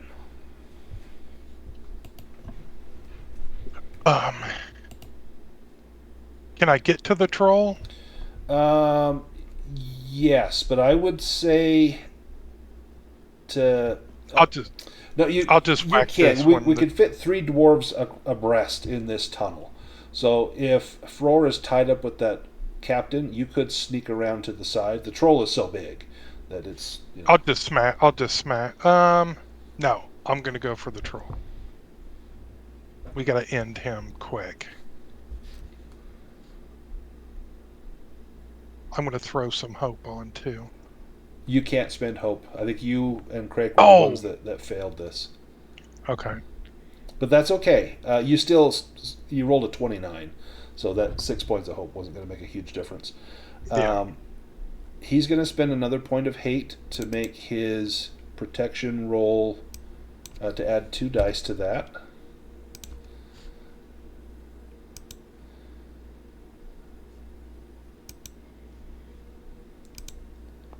He is protected, but he takes the 6 damage. Nice. And Frór, you're up. Well, will I be able to hit the troll if I were to charge past this orc? I would... Oh... Yes, but you're going to have to make an athletics roll. If you fail, you can't get past him as you try to shove him aside.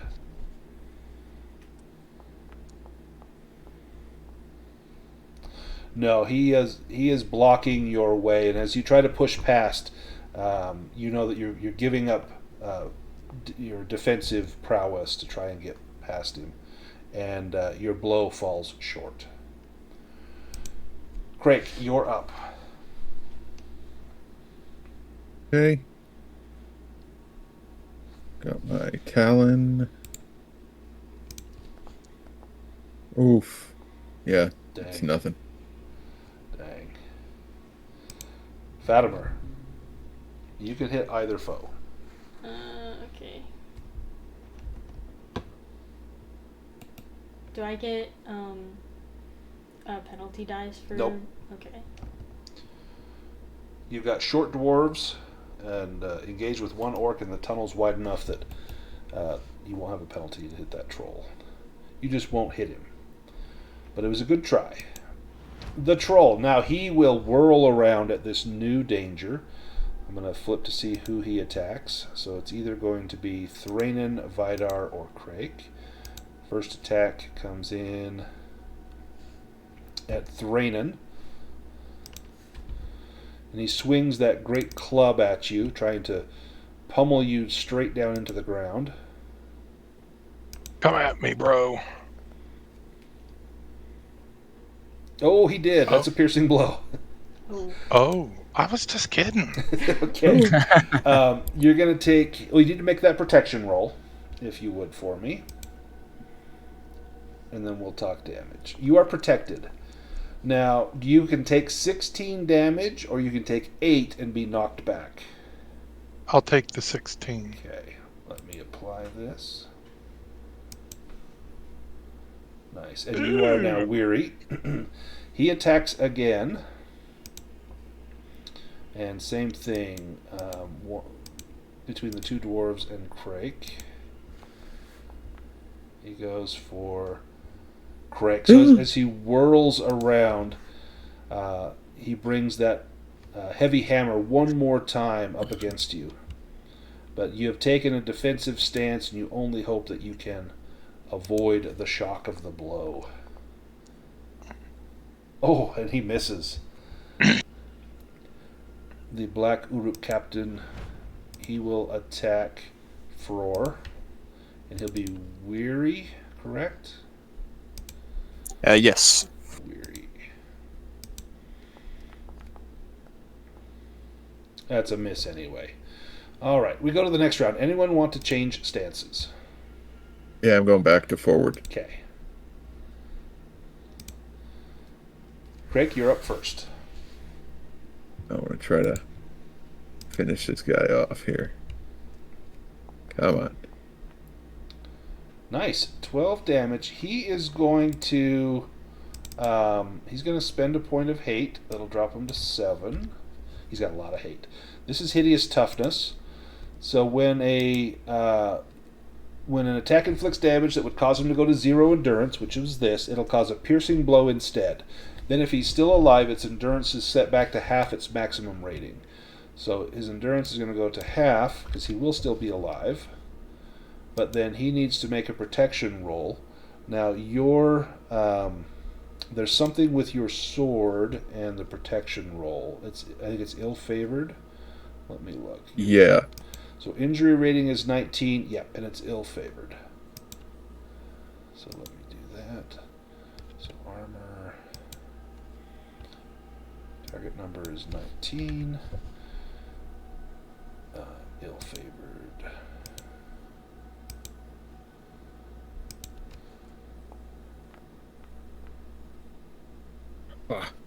Oh, he takes a wound. He's not down, but he's got might 2, but he is now taken a wound. Where do you hit him with your magical blade? I was going underneath the rib cage, trying to pierce his heart. The blade nicks one of the ribs that protects his great beating heart, but you feel the blade cut into lung, and frothy blood begins to pump from that wound, slick down his dark gray side. Vidar, you're up.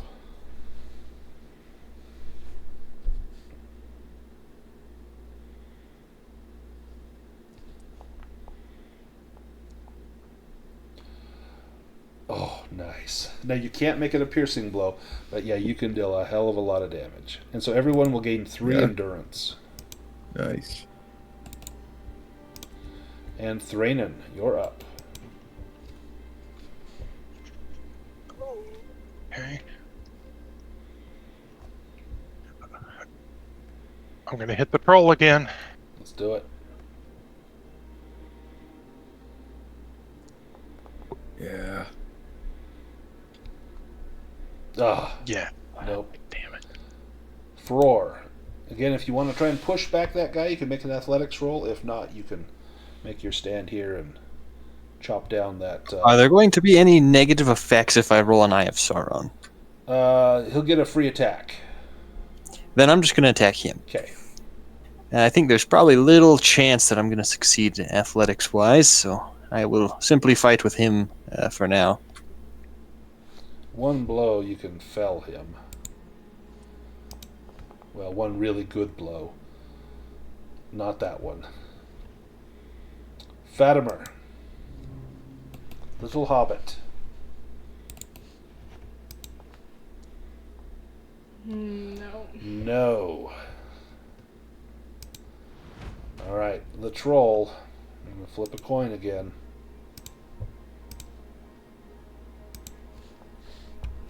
First attack is Craic, of course.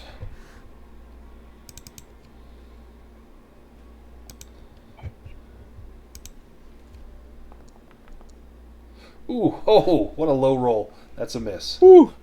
Nice. Second attack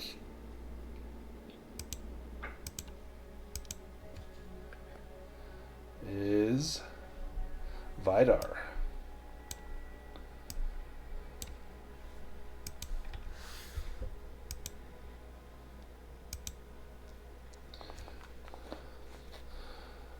Oh, man. Vidar, that's going to be 26 damage. You can take a knockback and take 13. In fact, if you take 26, you'll be unconscious. You won't be... That might be a mercy at this point. Do you want to go unconscious or be knocked back, skittering across the ground back towards Fatimer? Yeah, I think... Well, I'm not trying to sabotage us. I guess I'll take the knockback. Okay, you get knocked back, so that's going to put you into a rearward stance for next round, and it'll take you that full round if you want to get back up in there.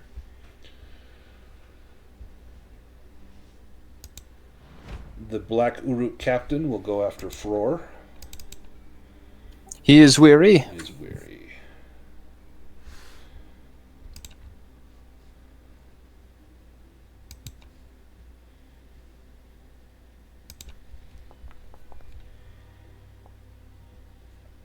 And he is missing. Anyone want to change stances? Vidar will when he can. Right. Craic, you're up first.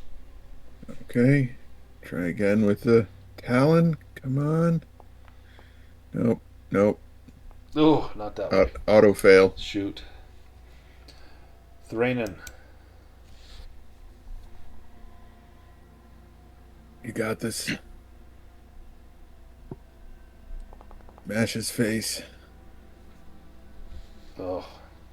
Ah, Missed by one. Frór. Now that Vidar has been thrown out of the way, could I get up Yes. into that spot? Yep, there is room. I know the troll is the greater threat here. You spin like a defensive end taking on a left tackle and go straight to the quarterback.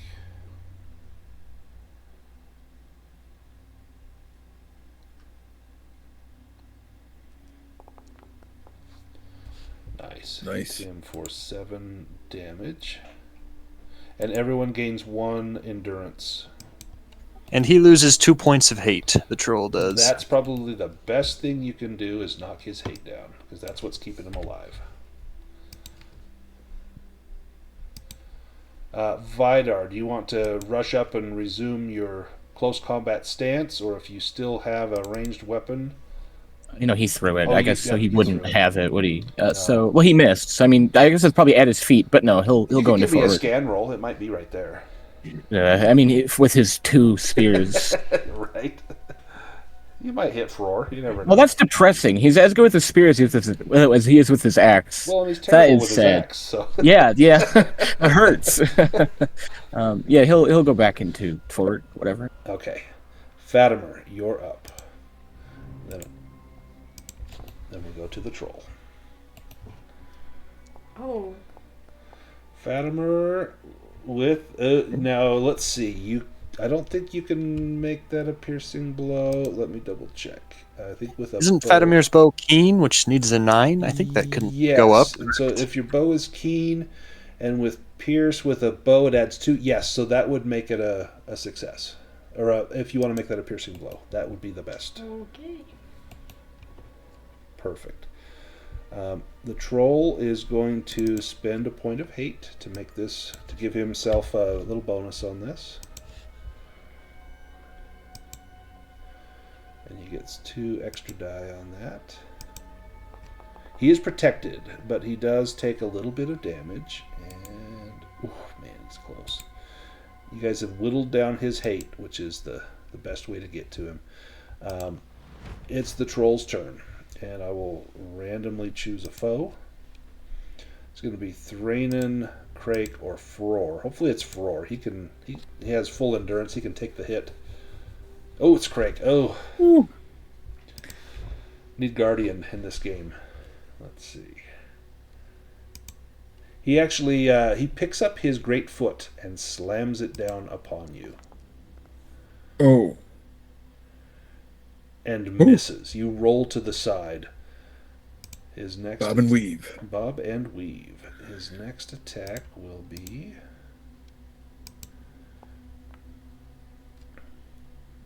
again. So he's just trying to stomp. He's doing a tap dance on you, and he lands the blow. Oh. Okay. You can be knocked back. He will kick you if you want to be knocked back. You'll take half damage, which you have to, or you're going to be I have to. Yeah. And then you need to make your protection roll. Okay. You are protected, but you're going to take 8 damage. I'll mark that down for you. Okay. So you're at 4, and you get knocked back slightly. I'm going to put you into a ranged attack, which might be good, because you could pull out your bow from down here and shoot him next round. Right. And maybe he'll just start focusing on the dwarves. The Black Uruk captain, I'll see who he attacks. He might go after Thranin or Frór.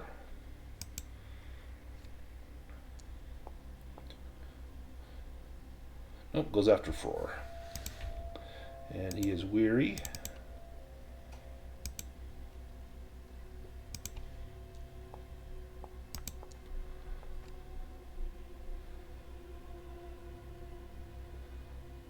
Man, that would have been a hit if he wasn't weary.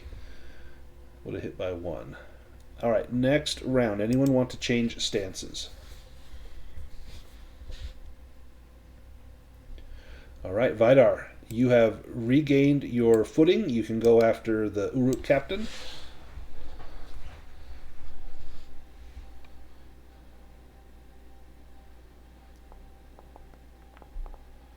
Oh, Gandalf rune. Everybody will regain 2 endurance. Let me give him a protection roll. He is protected, but I think that's enough damage. No, he's at 2 hit points. Dang it. Thranin, you're up. All right, come on, Thranin.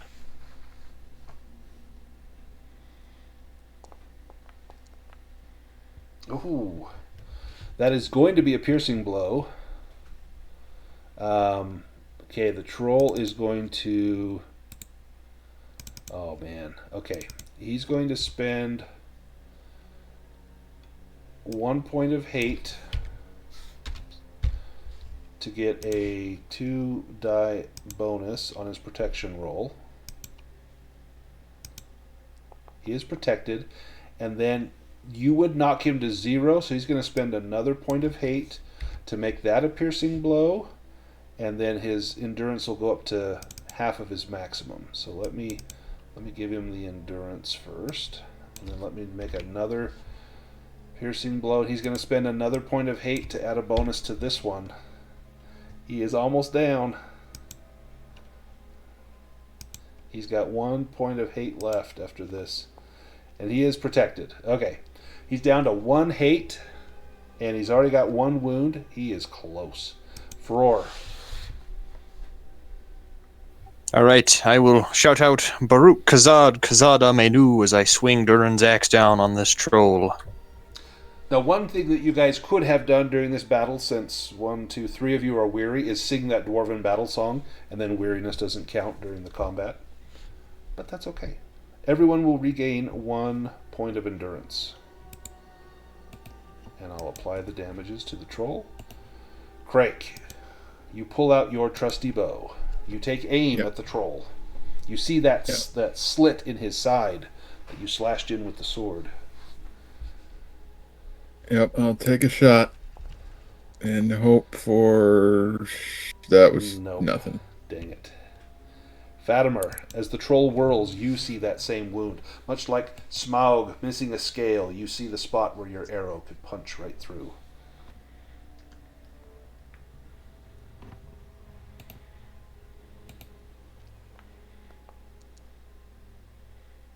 No. It bounces off of his tough hide. And now the troll. Oh, and I should mention, he lost 2 points of hate when Frór hit him with his axe. Which is excellent, because now he's out of hate.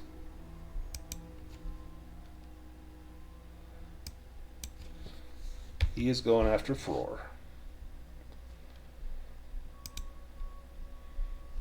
And he will be weary.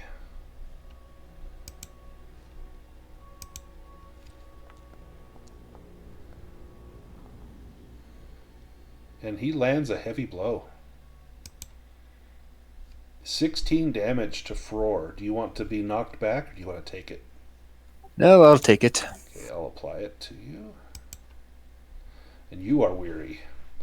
And then he attacks again.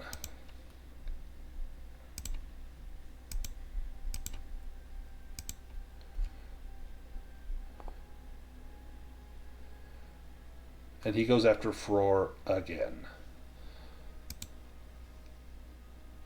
And marking weary. And that's a miss. The Black Uruk captain will go after Vidar with broad-bladed sword.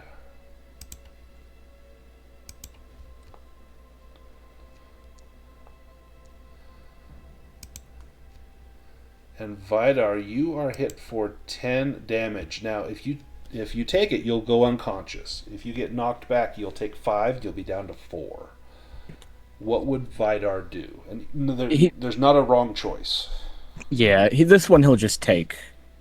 Okay, let me apply that. You see Vidar drop. Now it says dead. You're not dead, but you are dying, and we'll get to that in a moment.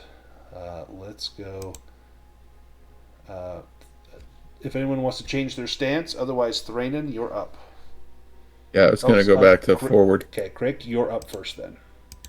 Can I get back to the troll can. and God, we got to take this guy down. Why won't you die?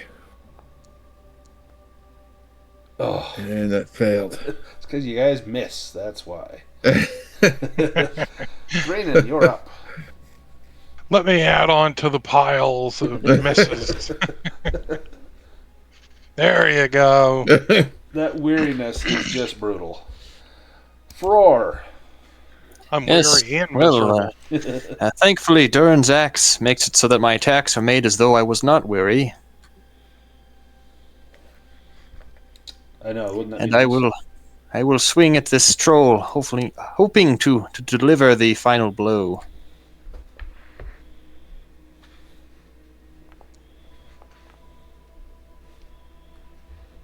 Yes. Nice. Okay, well, everyone's going to recover 3. That won't be the final blow. Everyone will recover 3 endurance.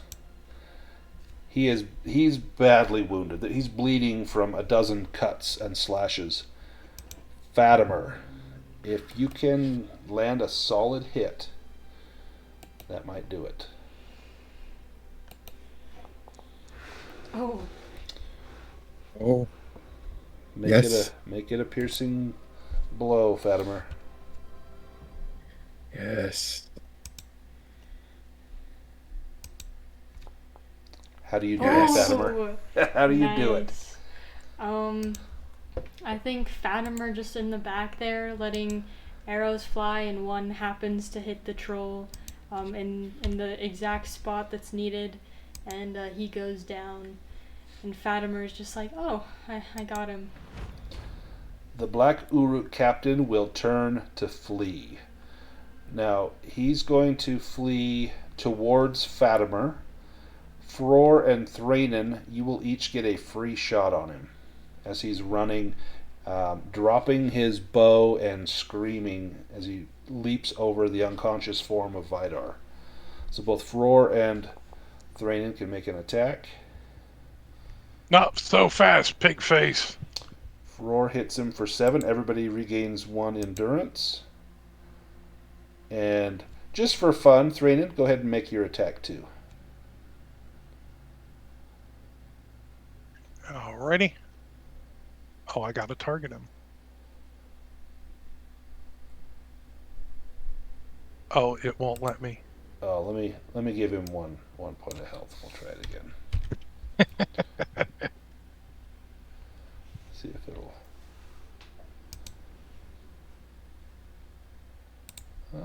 Let's see. Won't let me do it. That's okay. Well, let him have the kill. Frór, tell me how you take him out. Yes, I think what happens is at the same time as Thranin swings his axe, Frór swings his axe, and the two axes clang together as they meet in the middle of his neck. And make one giant axe. Yes, it chops his head in two as they meet in the middle, and it lets out a nice resonant clang in the hall as it falls silent, and the last orc drops dead to the ground. Now Vidar is down and unconscious. I honestly can't believe we weren't all just killed. I know, man. I think everybody got hit, except for Fatimer. Yes, 3 cheers for Fatimer, the Trollbane, and I will retrieve that Shire arrow. This is the arrow that slew the troll, Fatimer. Keep it well. Yes, thanks for saving our lives. It was the least I could do. Let me mark I could have sworn we fought trolls before. I don't remember. They were not this anything size like that. or this fierce. So this is the toughest of the trolls. We fought like stone robber trolls that are just kind of like lesser, sort of stupid ones. This is like the kind that opens the black gates at Mordor and stuff. Yeah, this was something else. This was crazy. Was this a Mordor troll? Does it have markings on it, on its armor anywhere that would indicate that? Give me a scan roll.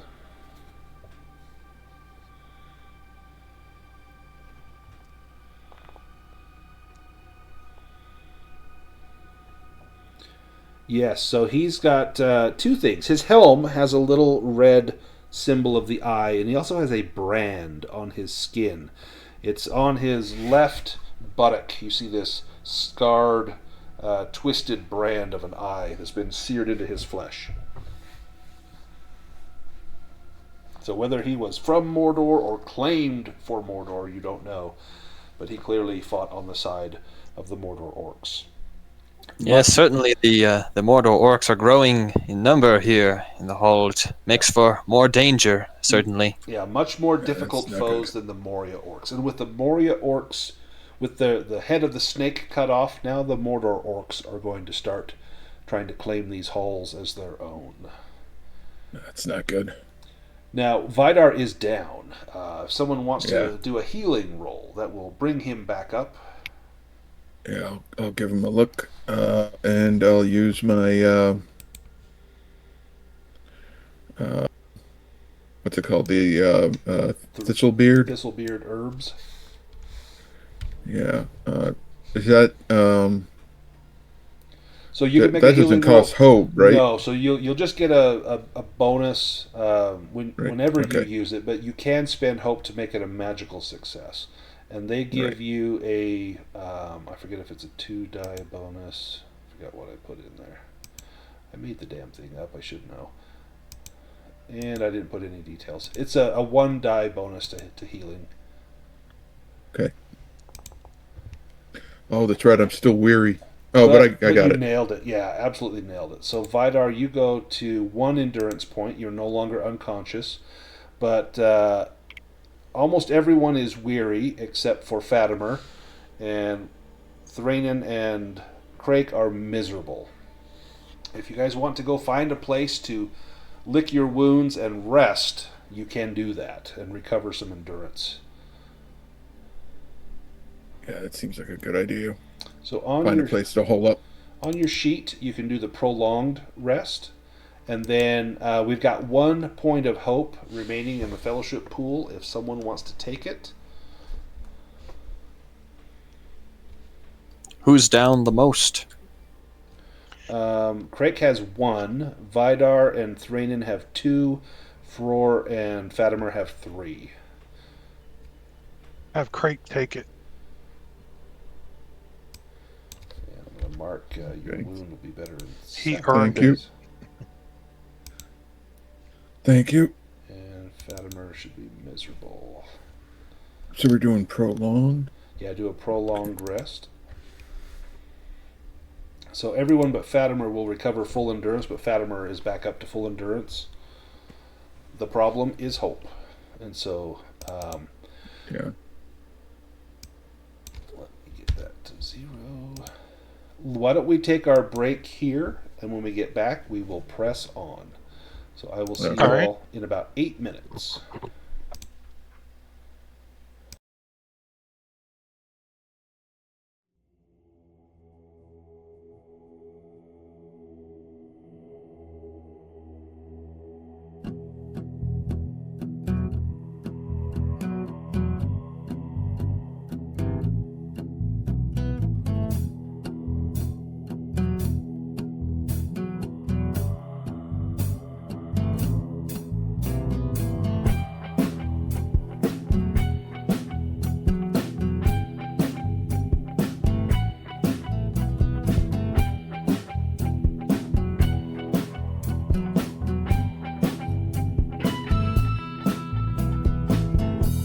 With two-handed sword, I'm headed to the mountains to rescue the princess from the evil goblin. I ignore all the signs of impending danger because I'm a fighter and not some crappy ranger. 47 hit points and a high dexterity. 17th of strength. Kobolds are afraid of me. Crafted from numbers on living paper. I escape from the mundane to a medieval caper. And while in real life, my fate is unspoken. Hero roll of the dice, and my fate is unspoken.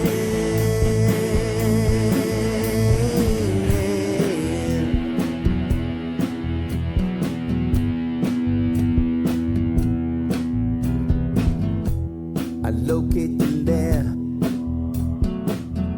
but it doesn't make much sense to me. I think that the DM might be out to get me. A hero in armor and shoes. Bards tell my legacy. The flame of my torch illuminates the enemy. I win in a battle. Hewing foes asunder. Deeper I venture, the deeper I wonder. The bodies pile up before me, the corpses I plunder.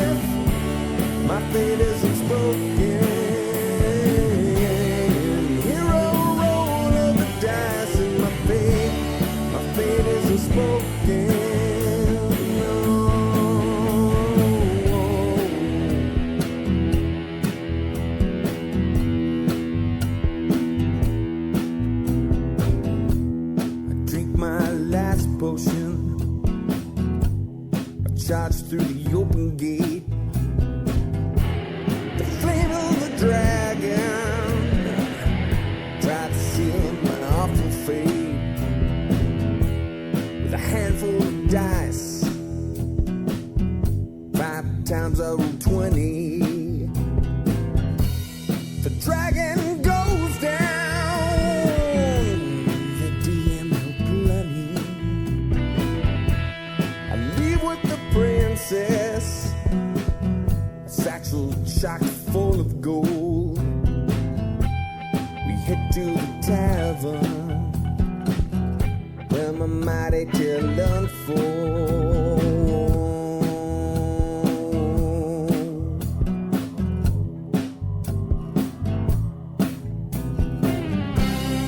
Crafted from numbers on living paper. I skip from the mundane to a medieval caper. While in real life, my fate is unspoken. Hero roll of the dice and my fate is unspoken. The king honored me with a mighty crossbow. It's blessed by the elves, he said. I thank him and I go. The life of a hero, struggling to stay alive. It's worth all the hardship though, 'cause now I'm a level 5.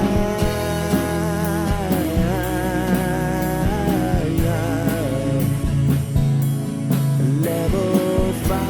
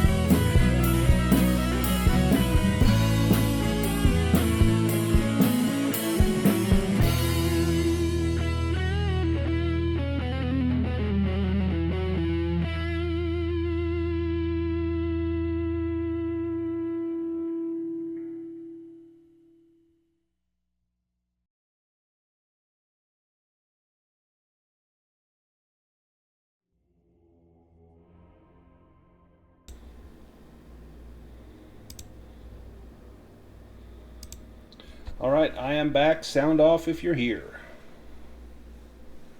Hello, hello. Here. We've got a Luke, we've got a Nubik, we've got a Fatimer. Do we have Craic and Henrik?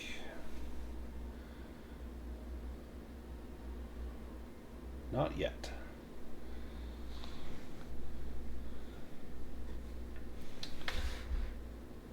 Hopefully, when these guys get back, we can jump on. Let's go for like another maybe hour or so, because we kind of got a little bit of a late start, if that's okay with everybody. Go about an hour, depending on where we get, or what we decide to do. This, if you thought this battle was fun, just wait. But we may be able to avoid some. So, one thing that we just noticed, and we will continue to notice, is that now that Malik is down, the Mordor orcs are trying to vie for power, and will probably run into more patrols like that than we have of the other Moria orcs. And so we've hit the next level of the game where stuff gets incrementally harder. Do we have a Henrik or a Craic yet? Are you guys back? Nope, no Henrik, no Craic. That was a fun battle. I thought that was... I'm back now. Oh, Henrik is back. Once Craic is with us, we'll jump back in. But yeah, I was excited to throw the Great Cave Troll at you guys. That may not be the last, but that was fun. Probably more fun for me because I wasn't getting crushed by a giant maul, but still, it was still fun. No, That's that was intense. easy. Let us fight 2 next time. Well, you may get your wish. It's funny, Fatimer was down in a position where they couldn't recover hit points because of their wound, but because of the actions of Vidar and Frór, Fatimer's back up to full hit points because of the. Is it the rune scored? Is that what heals people? I forget. I will check. Craic, are you back with us, sir? I was surprised because, like I said, I remembered fighting some trolls before, and they weren't that Not tough. nearly that tough, no. So that's what I was expecting. I was like, oh, this won't be so bad. We fought trolls before, and then so imagine my surprise when this thing starts hitting me, and I'm like, oh, this is different. Yeah, and he's hitting hard. Let me see if I can. I don't know if I can share the sheet. I'll show you what a great cave troll. It looks like rune scored is what allows you to avoid the miserable effects, but it's Flame of Hope that gives everyone their points back when I roll a hit, or additional points for each 6 that is Excellent. rolled on skill dice. So Flame of Hope. So a great cave. So as an example, the trolls that we have fought before. Let's. I'll pull one up. That was a stone troll robber. So they're the attribute level. So this is like when they get a heavy blow, what they add. The normal troll does an additional 8. The great cave troll does an additional 10. Endurance wise, a regular troll has 60. The great cave troll has 80. Might is the same. Hate, the regular troll has 8. The great cave troll has 10. But then the thick hide, so where the troll can spend 1 point of hate to add 2 dice under a protection roll, and it used that like 4 or 5 times, which kept it alive for quite some time. And then also the strike fear, where it makes you where you can't spend hope. That's what makes it really brutal. So, and plus they do a little, or they do the same amount of damage, but man, that troll was hitting hard. He kept getting heavy blows, and just, I mean, one heavy blow is 16 points, 2 of them is 26, which would wipe out pretty much anybody. Vidar would be standing with 2 points, Frór with 4, and Thranin with 3. Otherwise, everybody else would get just annihilated by that.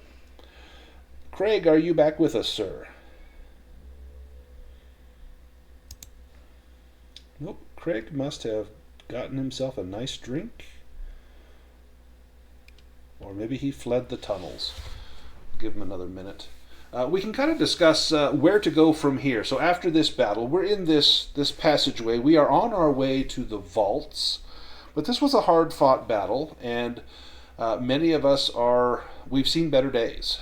So I'll let you guys kind of discuss, do we continue on? Do we find a place to rest for a time? Do we hole up? Do we change our plans?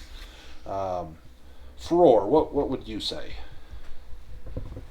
Well, I know that if we were to take a fellowship phase, that we would regain some hope, although I think I only get 2 points back, so yeah, I'm alright if we just continue. Hope back. You could also potentially... Oh, excellent. You could also potentially spend some skill and adventure points to upgrade some skills, or combat skills, or valor, or wisdom. That's the other advantage to a fellowship I only phase. have 7 and 9 points, so I'm okay if we just continue on to the vaults, I think. We did one recently. Yeah, and the other thing is that Fatimer is wounded. Got 7 more days before that wound goes away.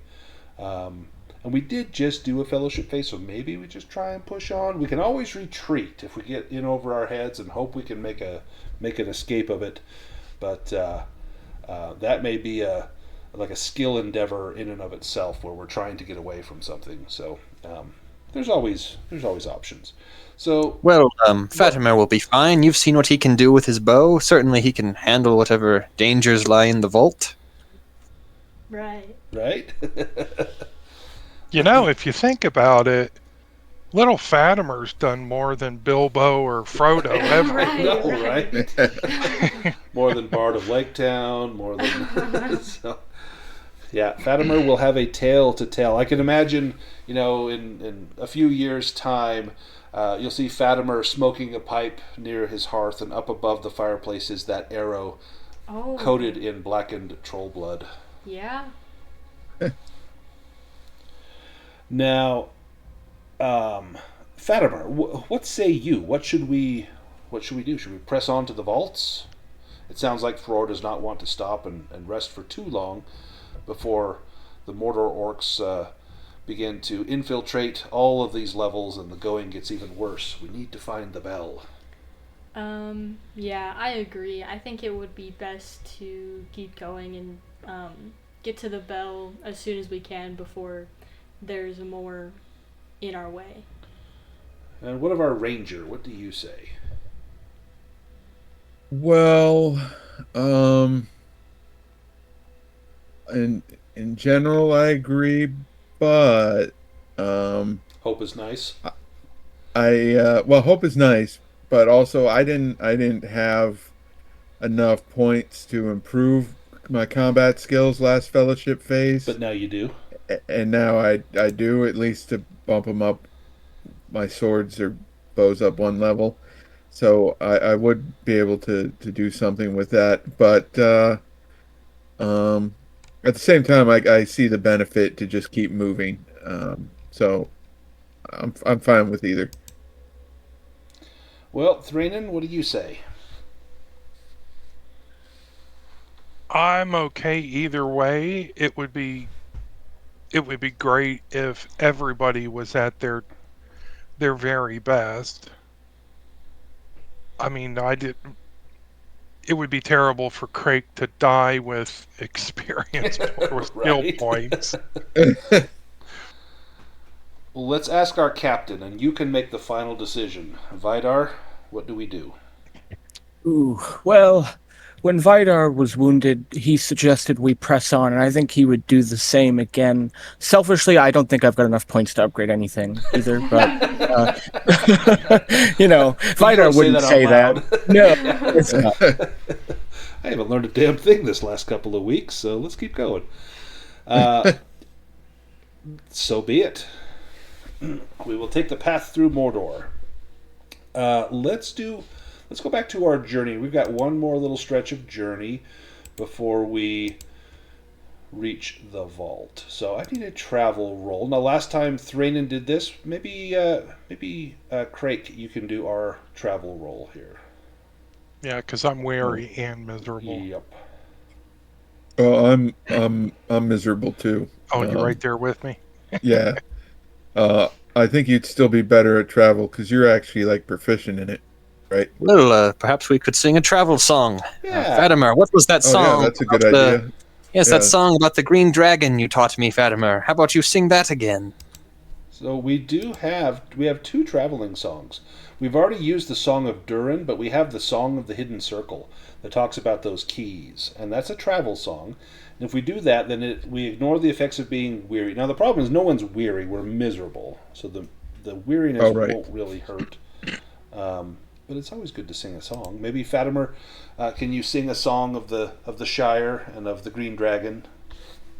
You don't have to sing it, but if you Okay. want to make a song roll. Sure. And maybe describe and do some interpretive dance. Oh, yeah. Could I play my viol and give Fatimer Yes, a bonus and take die? a bonus die. It'll bring all of Moria down upon our heads, but oh yes, just barely, Fatimer. What does your song tell of?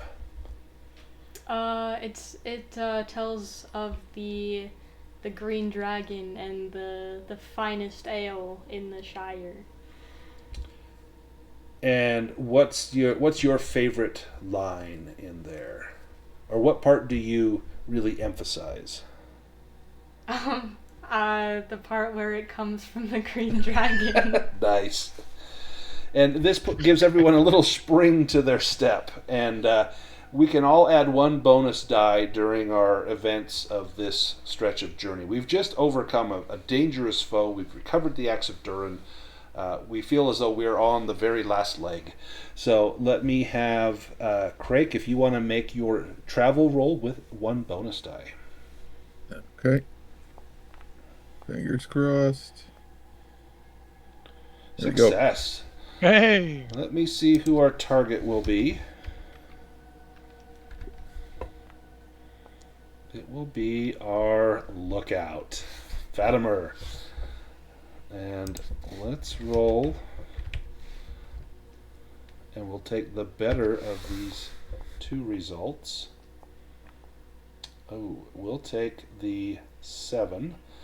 Endlessly branching stairs and passages. If your awareness roll fails, it will add days to the length of the journey, and then Fatimer will gain 1 point of fatigue. And then I will roll on a random chamber generator. So, Fatimer, I need an awareness roll, and you can add a bonus die to this.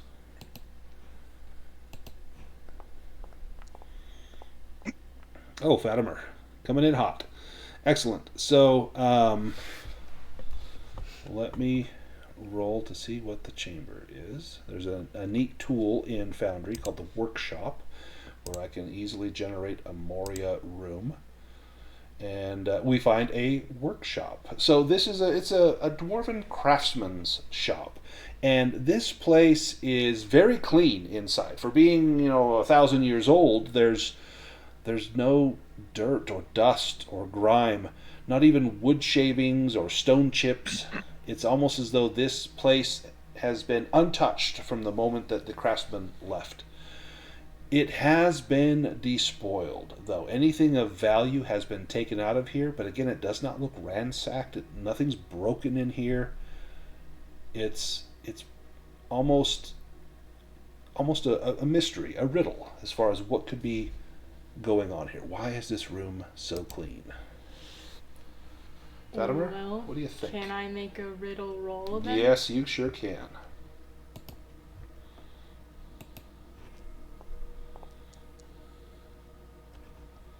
No.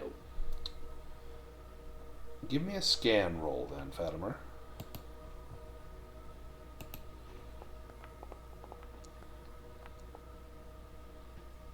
Excellent. You're looking around. You don't know what makes this place so clean, but then you see something that looks out of place. What do you see? I'm going to let you come up with it. Oh. Something that shouldn't be in this workshop. Maybe it's something that someone dropped in here while they were taking things, like maybe Is that an orc dropped? yeah. Okay. It's a button. Now you're missing a button from your vest. It popped off a while back, and this is it looks like a button. Maybe it's a token or like a medal or something that like a soldier would wear. You're not sure, but it's the perfect size and shape for a button that you might repair on your vest. Well, I'll go ahead and take it then. Do you spend some time to try and stitch it onto your vest? Sure. Give me a craft roll.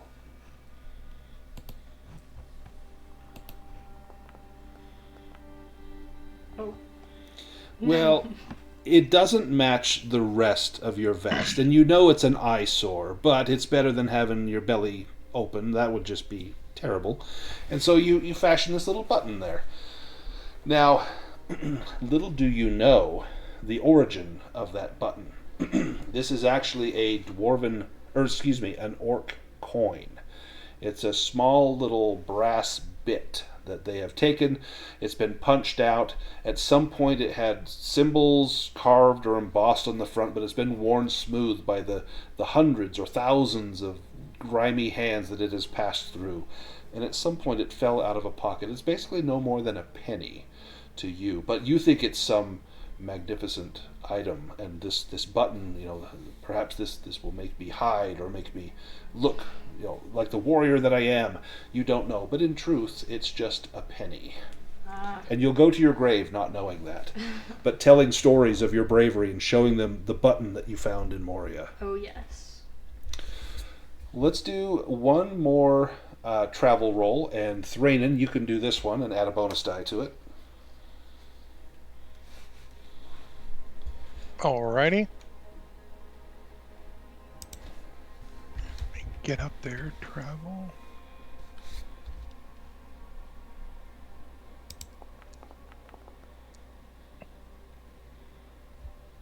How did I Ooh, fail that? you got a 13. Man, that was a lot of dice, too. This will go after our Delver. This is after Vidar.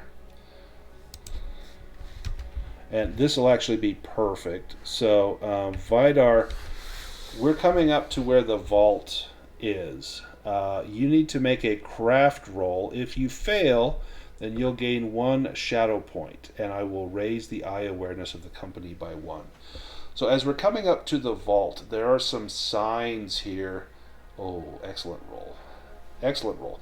There's some signs here of passage, of patrols, and probably trolls. In fact, you see scrapings on the ground. You could imagine a troll's great hammer scraping this on the ground. And you come up, finally, to a door. And you think, gosh, I'm probably being watched. But as you look and study these little scrapings, these are not relatively recent. These are a little bit older. These were made in the past, maybe 6 months ago, maybe a year ago. You're not exactly sure. Let me take us to the door. And the door is magnificent when you first see it. It is marred by the blows of great heavy hammers as someone has tried to get in here. This was a wonder of the ancient world, the Vault of Uruktharbun.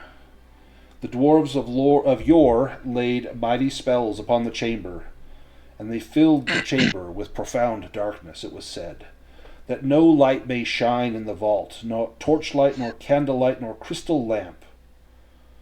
Now the outer door of Uruktharbun is a massive steel gate, with the anvil and stars of Durin engraved upon it. There is a single keyhole in the center star.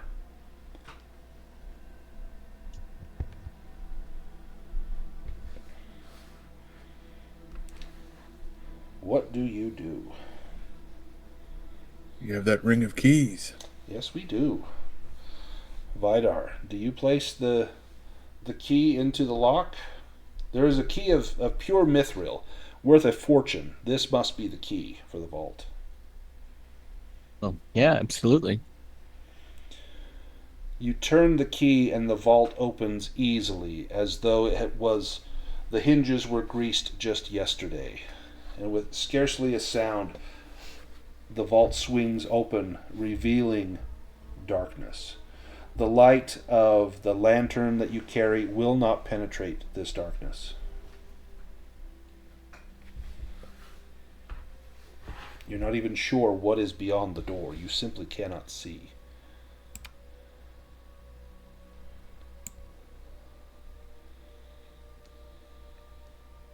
So it's like a magical darkness? Yes. Normal light does not shine here.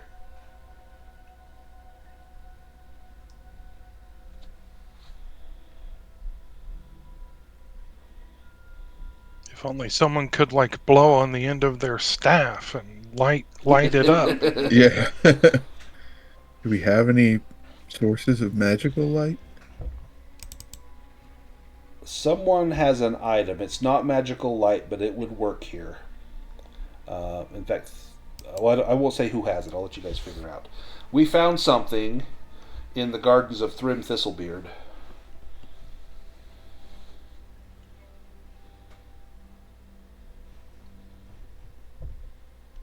Thrym's eye. Thrym's eye, yes. Thrym's eye. Thranin. You hold the eye up. It's a stone with a piece of glass in the middle, kind of like the amulet on Raiders of the Lost Ark. And if you hold it up and look through it, you can see as clear as day inside. Thranin, do you step into the vault? Yes, because surely nothing is guarding this. Stop calling me Shirley. Let me, I'm going to just open up some of this. So it is essentially just a huge labyrinth. So I'm going to just reveal a portion of it, and we're going to do a few rolls to just kind of explore. So that would be an explore roll to see if we can find our way through this place. It is a labyrinth of impenetrable darkness, filled with dead ends, remnants of dwarven treasure, and the like. Oh, yes, well, certainly, I can handle that. Do we hear anything?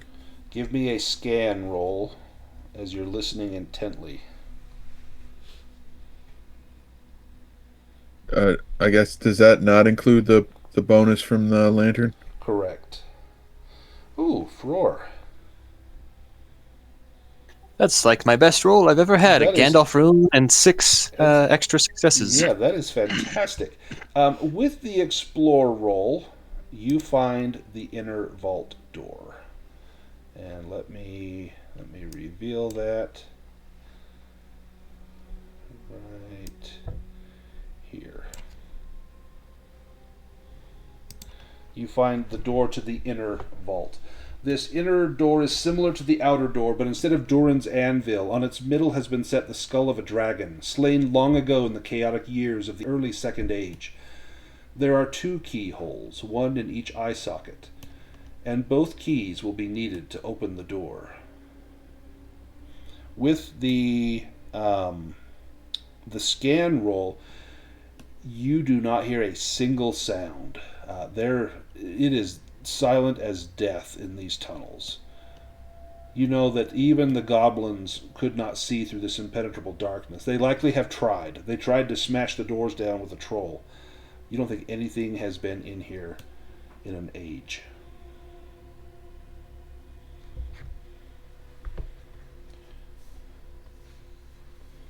Now, we do have... let me have Vidar give me a lore roll. your greatest stat here. Oh, yeah. You got it. Wow. You know something of the vault. Stories told when you were but a young dwarf. You know that the treasure vault of Khazad-dûm was said to be to not even be guarded, because neither burglar nor dragon ever stole so much as a single coin from the horde of Moria, because it was guarded by this impenetrable maze. It was said that nothing could breach these walls. Yet, you see in front of this door, you see this strange white powder. It seems to have come from under the door. It looks almost like talcum powder, but it's got a bit of a bad odor to it. And you wonder if maybe the rumors were why nothing ever came in here is because it was guarded. But by what, you have no idea. Oh, Thranin here. Perhaps this will help your chafing problem. Oh, I'll give it a shot. Do you touch the white powder? I will touch it. I'm not going to grab a handful and throw it on my crotch or anything. That's good. Because it would be awesome if you did. Give me a roll for this. This is going to be a healing roll. Can I take my extra dice from my stone? You can.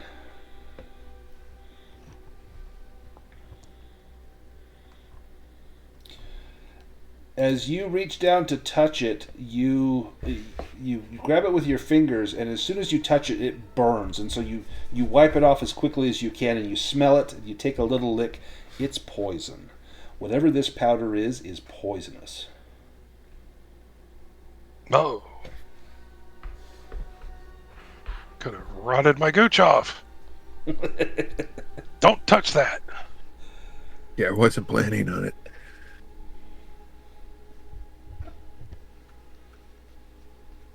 I got a bad feeling about this. Let go. Let me have Frór, or excuse me, Fatimer, give me a scan roll. Sure. Sorry, you said a scan roll? It was for Fatimer, sorry. Fatimer, you succeed. So you see this white powder and you think it looks like spilled flour. And you think if it's spilled flour, it came from somewhere, and you look up. And up above the vault door, you see a tunnel. It's been bored through the stone above the door and seems to lead into the passage beyond. Okay. I'll point this out to everyone else. It looks to be wide enough that a person could climb through there. An orc could climb through there, not a troll.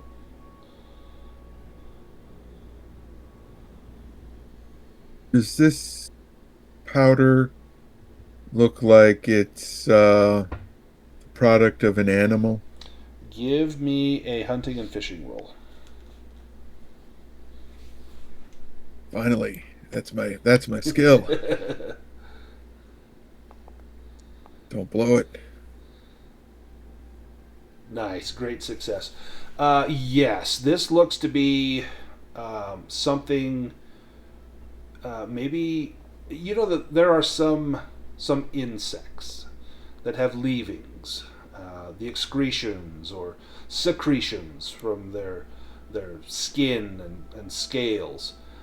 This could be something like that. You think perhaps whatever left this here must have gone through that tunnel and some of this scraped off. I will let everyone know.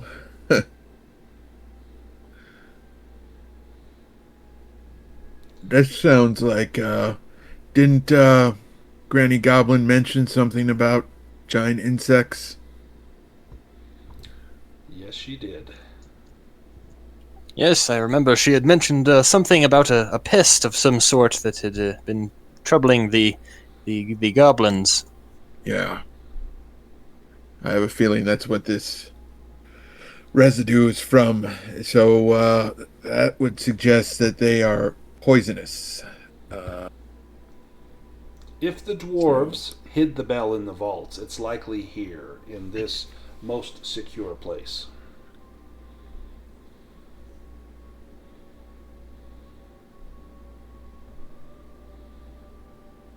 Well, do we have the keys to the door? Can Vidar open this inner door?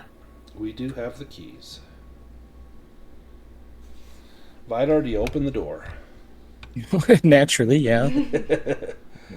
All right. I'm going to remove... Or we'll just take a step to the side, just in case there are many dwarven traps that we would not know of. I'm going to remove all of the fog from this map, just so you can see the whole thing. Just easier that way. And so I'm going to move us all up to the door. So we're now on the inside of the door.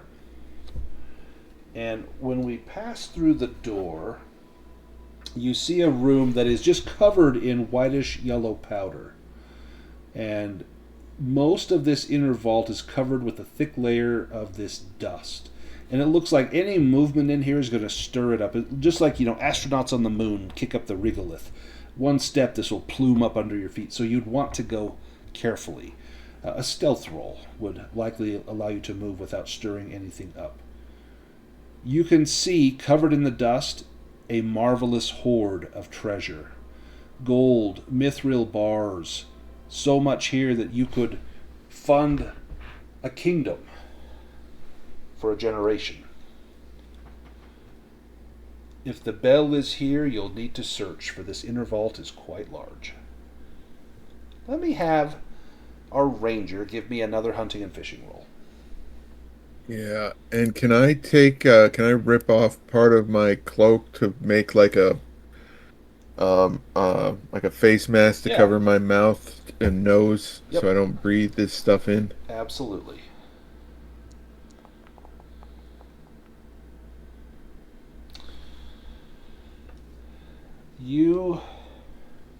you're looking around thinking if whatever left this dust is in here, we should look for it. And you see just up ahead near that huge hoard of treasure, you see a lump, and you think, I wonder if that's it. And then the lump begins to move, and you come face to face as this thing rises up from the dust, elongating its body. Let me post a picture.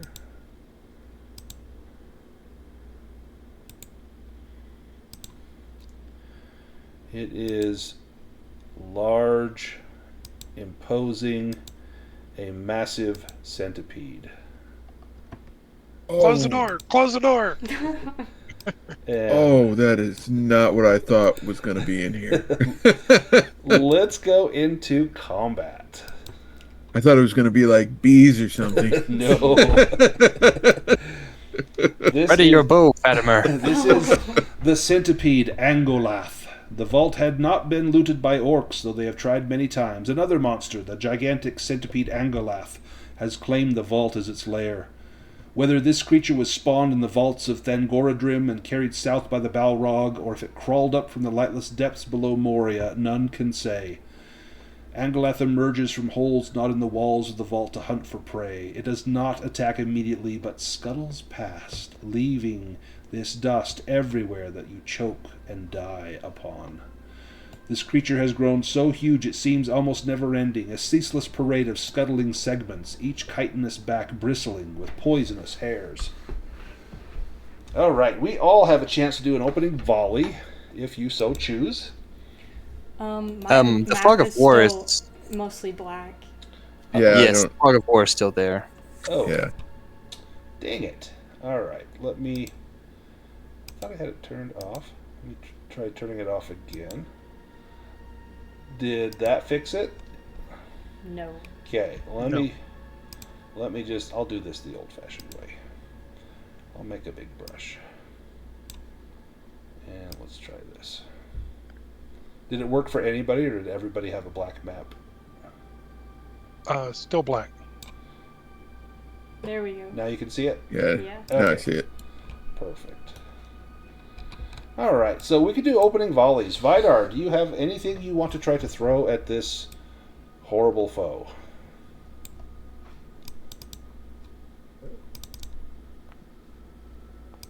No. And what about Craic? Oh, yeah, I'll shoot an arrow. I gotta target it.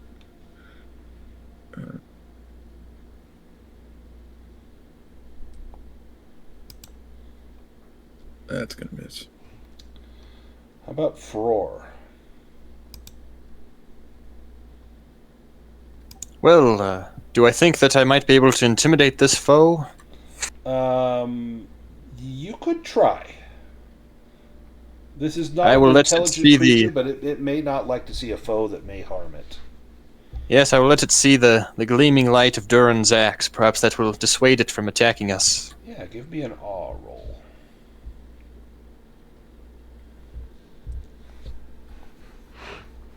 Ooh, Nice. nice. You Nice. succeed. Did you didn't get any additional sixes? No, just a Gandalf rune. So an awe roll only counts. So one success counts for might 1, 2 successes is for might 2, 3 successes is for all foes. This is a greater foe than that. Any lesser foe would have been absolutely terrified by what you do.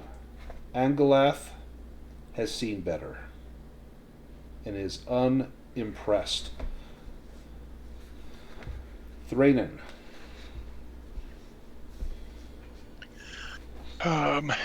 Thranin seeing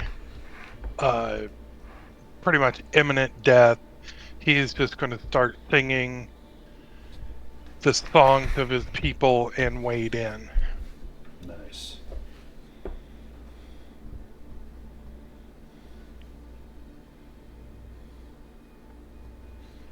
And how about Fatimer?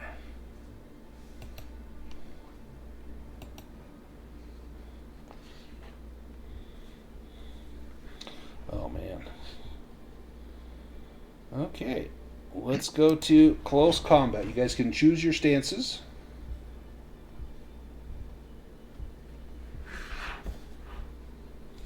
We have anything flammable? We probably have some torches. We have some cloth and things like that would be flammable. Lamp oil. We would for the lantern. We would have some lamp Anything oil. like that. Thranin, you're up first. Oh, Thranin? Everyone else is standing back as you charge in. We take 1 step up, 2 steps back, and let you go. All right. I'm going to do the only thing I can do. Sing and chop. Nice. Ooh. Wow. Extraordinary success. I don't think you can make that a piercing blow. You cannot, but you could make it a double heavy blow. Let's do that. 20 damage. Well, he's still... Stand back. I've almost got him down. He still has triple-digit hit points. Oh. Craic, you're up. I will continue my death song. Can I do that thing I did with the race where like I made a little fire with the oil so I like could set my sword on fire? Yep, absolutely. And I have no idea if this is going to work, but I don't know. I like the idea. And, am I able to, on the same turn, go and attack him then with the flaming sword? Give me a battle roll, and if you succeed, then yes. Otherwise, it'll take your action to prepare your sword. Okay. Ooh, man. Maybe. Got it. Maybe. Oh, nice. In fact, you can have a bonus die on your attack. Oh, nice. Thank you. Swing away. Oh. Ooh. Nice. Okay. It is going to do thick hide. It's going to spend a point of hate to add, just like the troll did, to give it a bonus on its protection roll.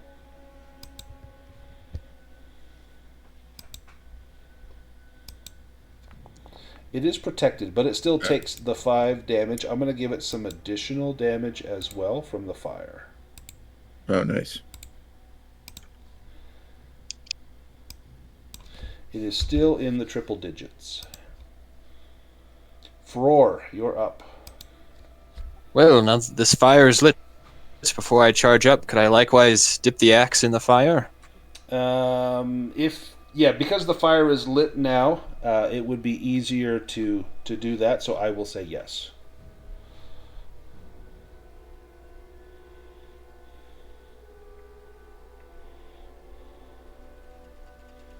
And you really want to get the hate down on this thing, so your hits are extra special. That ain't doing it. Ooh, Eye of Mordor. Vidar, you're staying back with your spear? Yeah, although I realize I threw it, so I actually don't have my spear, do I? So that was dumb. Yeah, do you want to change your stance? I think I will have to do that, yeah, so that's what I'll do this round. And then you can go ahead and make your attack. You would have realized, I've already thrown my spear.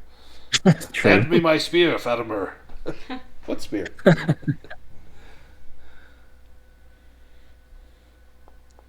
Oh, Vidar. It's going to spend another point of hate to add some bonuses to its protection roll.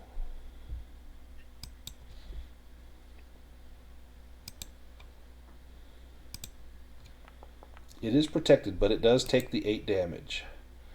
It is now into double-digit hit points. And Fatimer.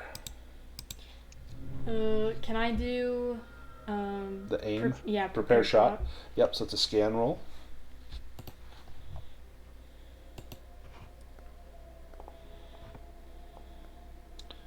Nice. You can get 2 bonus die on your next shot.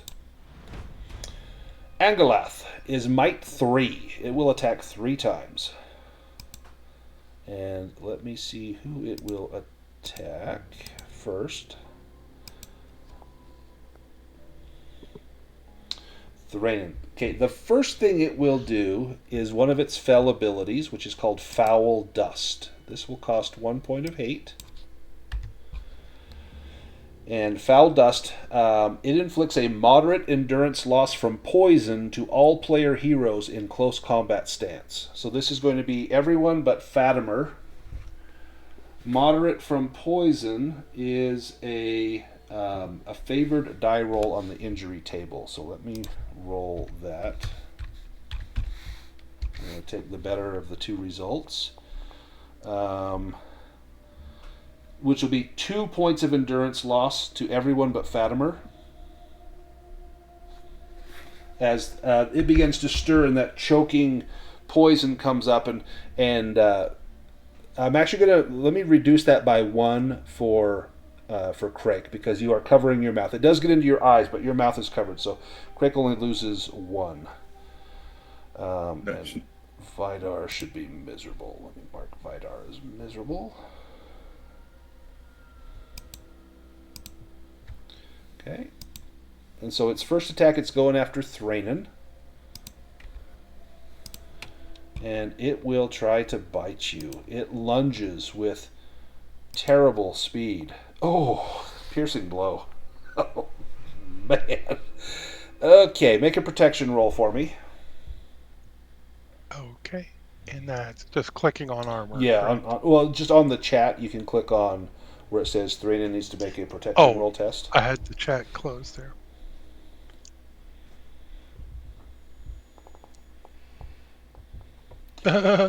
You are wounded. Okay, click on where it says injury roll. That's how many days that you're injured. Fatimer, prepare our retreat from the field. 7 days, just like Fatimer. So I'm going to apply that to your character. You take the wound. That's the first attack. The second attack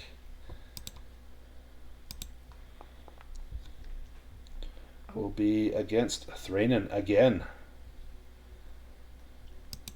Tell me, Ken, I love them.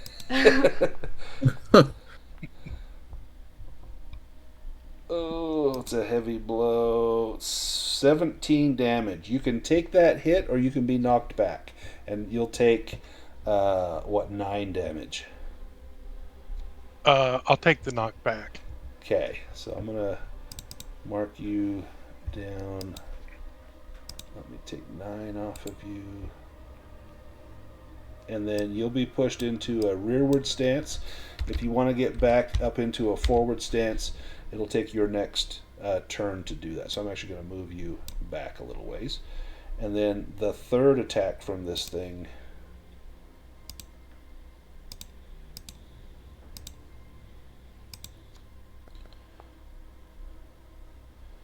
is Craic. And it will lunge to bite at you as well.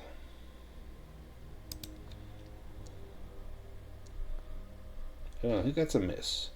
That is a miss. Okay, we go to the next round. Vidar, you're up first.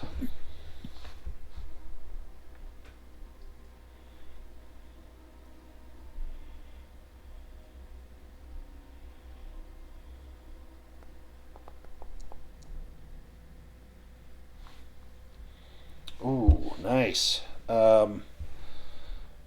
It's going to hang on to its hope for now, and I'm probably going to regret this. Nope, he's protected. Okay, but he does take damage. Well, And everyone gains some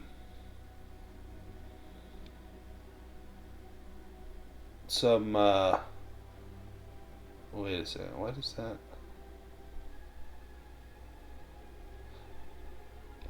I'm missing like a thing for your roll. Oh, you got a regular success. So that is everyone gains 1 endurance point. And then Thranin, it's your turn. You can use your turn to get back up into close combat range. Yes, I'll do that. Okay, Craic, your turn. Okay, I will take a swing.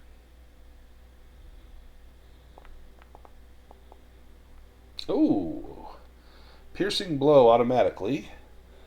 Let me give him, let's see. Thranin should be weary. Let me mark Thranin as weary. Alright. He will save his hate again, and I may regret oh, yep, I do regret it. Okay, he takes a wound. How do you deliver a wound to Angolath? I guess I would get in between some of the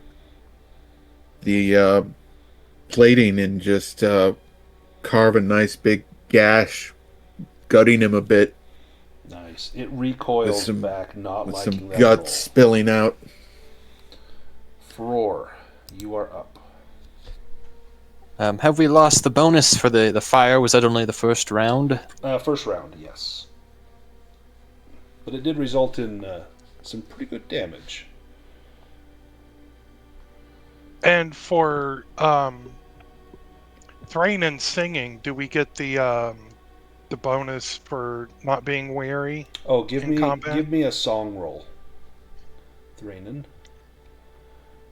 Oh, I gotta actually do something for it. Okay, this is gonna be a long shot, guys, because I'm.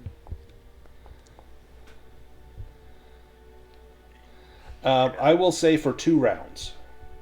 So this round and the next, you can ignore the weary. So Frór, you missed. So Thranin, it's your turn. Or sorry, Fatimer, it's your turn. And you get 2 bonus die on this shot here.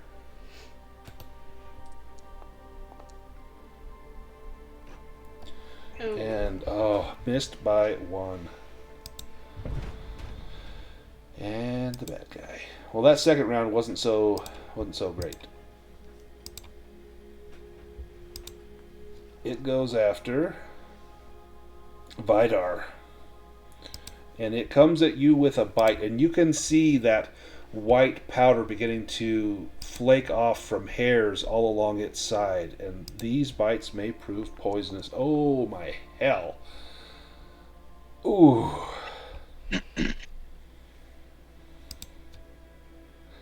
Okay, that's going to be 39 damage to Vidar. You can take a knockback and take 20. I won't even bother. Me cousin! Are you going to be knocked back, or are you dropping like No, a I'll just take it. Yeah. Okay. You can take that? Oh, you can take it and go unconscious. Okay. That's its first attack. Has anyone taken any wounds? Sorry, I'm not sure. Just so I know if Shadow needs to be taken. Thranin did. But he's Charlie Brown, so... Second attack goes against Craic.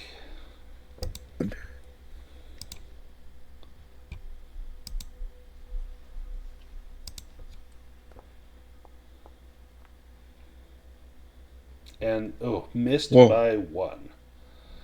And its third attack is going to be Frór. And he'll be weary? It will be weary from my shield, yes. And the weary helps. Okay, we made it to round 3. Anyone want to change their stances? Yes, I'm coming back in. Yeah, I'm going forward. All right. Craic, you are up first. Okay.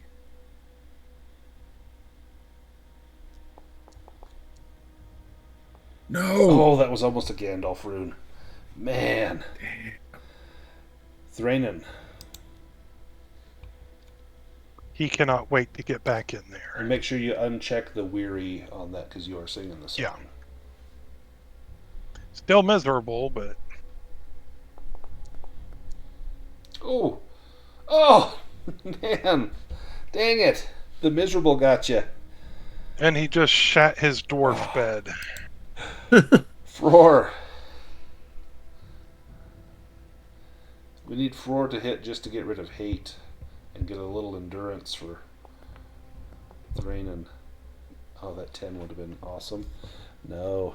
Can I also begin singing? Perhaps I can sing with Thranin to try and bolster us and get rid of that weary. Yeah. Give me a song roll. As you join in on the second verse. And Fatimer, you can take your shot. Or prepare if you like. Yes. So now for the rest of the battle, no one will have the effects of being weary. Nice. Fatimer. Alright, we'll do one attack on Frór, one on Thranin, one on Craic. So on Frór, and he will be weary for this.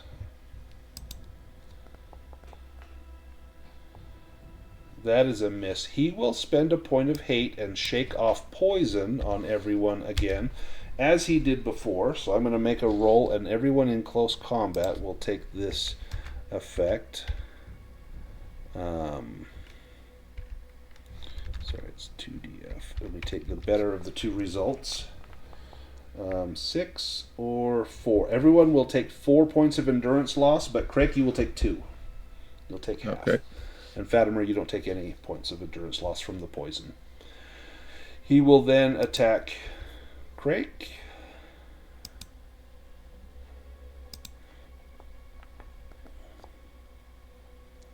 Oh, that's a piercing blow.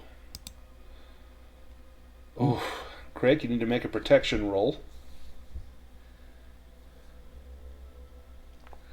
You are wounded. Click on the injury roll. We may need to make a retreat here, boys and girl. Okay, only 2 days. That's okay. Now, do you want to take the 17 damage, or do you want to take 9 and be knocked back? I'll take 17. Okay. Let me apply everything. All right. And I'm going to mark you as weary, but for this combat we are not weary. And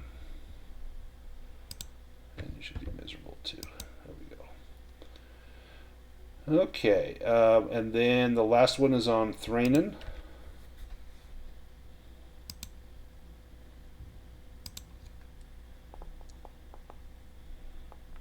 Oh, that's a miss.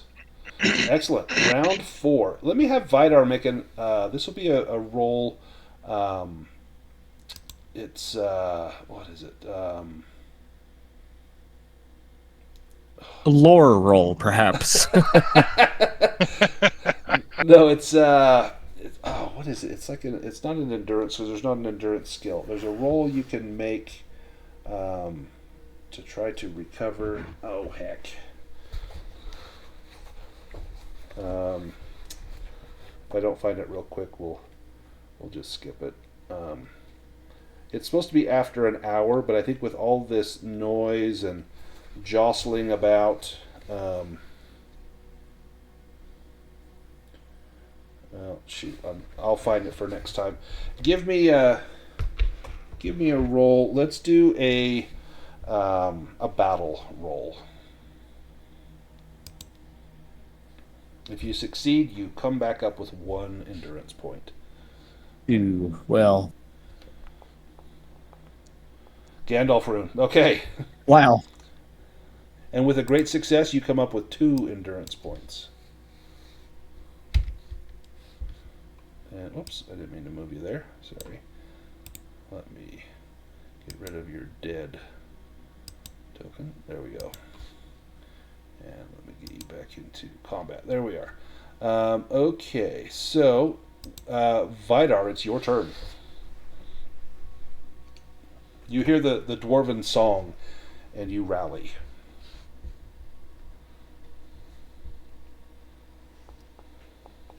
Nice. Nice. Everyone recovers 1 endurance point, including Vidar. Frór, you are up.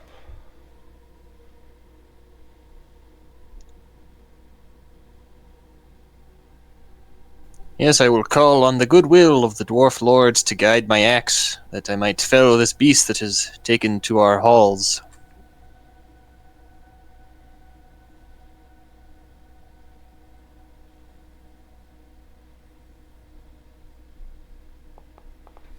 Nice.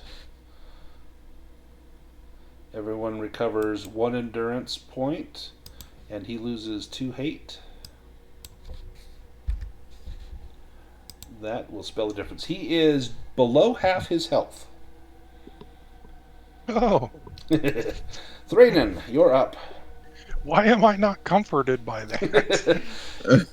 And everyone should recover an endurance point, if you didn't already, from both Vidar and from Frór. Hey, you guys are hitting now. We're just not getting the Yeah, piercing for blows. 6. But death by 1,000 cuts. Craic, you're up. Okay.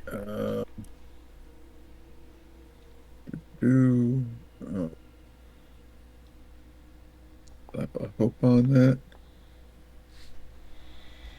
Ooh. You can. Let's see. Does that have keen on it? Can you make that a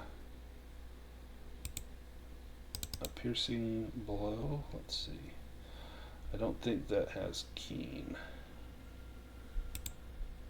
Let me look. You got an 8. Yeah, no. 12 damage. 12 damage is good. But it does. Let's see. 12. There we go. Excellent. Yeah, you're making a dent. Fatimer, can you get a piercing blow? That would be huge.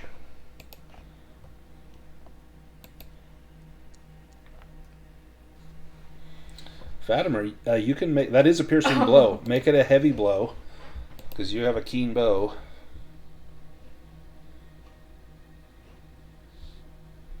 So I have to make it a piercing No, blow? it'll already be a piercing Okay. blow. Just make it a heavy blow. So it is going to spend a point of hate to get a bonus on its protection roll. It is protected, but it takes damage, but you took down some hate, which means there's fewer times it can do that. Nice. And Angolath's turn. Okay, since we got 4 combatants, I'm going to roll the 3 dwarves and Craic. It goes after Craic.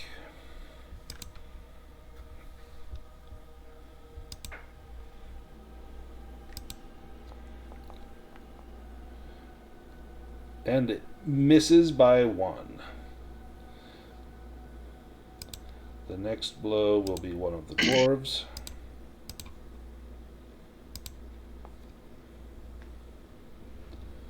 Frór. This is who we needed to hit. You got the best chance against its bite, and it will be weary.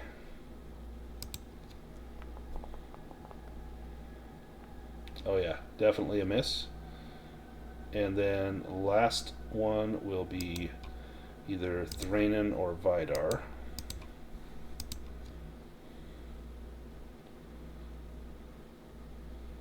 Thranin. It lunges at you, mouth parts bristling, and misses. Hey, we might get out of this. All right, next round, if anyone wants to change stances, otherwise, Vidar, you're up.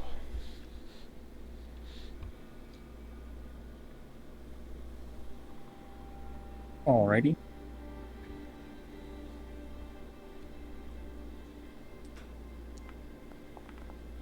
Oh, okay, you can get rid of Weary because of the song, but that's still going to be a protection roll. He's going to spend a point of hate. Get a bonus on that. He is protected, but he takes the 8 damage, and he has very little hate left. Thranin. You guys have done 100 points of damage to him.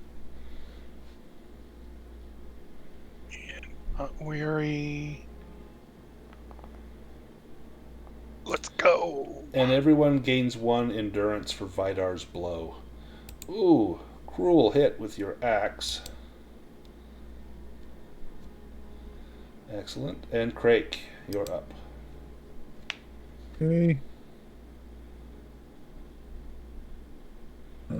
And Vidar and Craic if you guys haven't, Vidar's blow gives you 1 endurance point.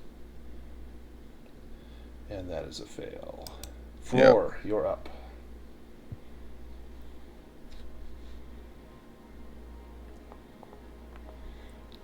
Nice. Everyone can recover an additional endurance point, and he loses 2 hate. Yes, on each blow he'll lose 2 hate. He's got 1 left. Fatimer. No pressure.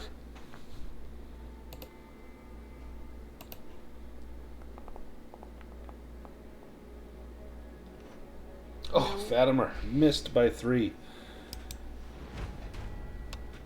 Angolath will spend that point of hate to do poison. So again, everyone in close combat will take this much poison damage. We'll take the better 3. And Craic, you will take 2. So Vidar, Frór, and Thranin will take 3. Craic will take 2. First attack will be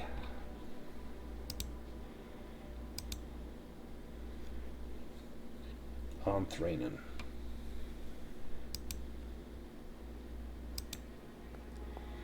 Six damage to Thranin. Do you want to be knocked back and take 3 or take the full 6? I'll take the 6. Okay. I ain't leaving. No, we're super close on this. The next one, I'll take Thranin off of there. Will be Frór.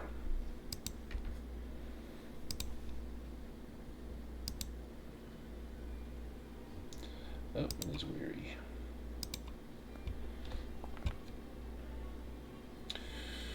No, that is a miss. And then the last one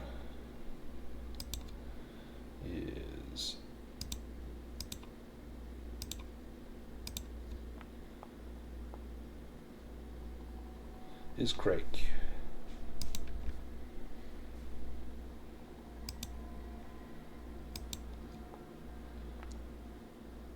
Oh, thank goodness it wasn't an Eye of Sauron. That's an auto-piercing blow.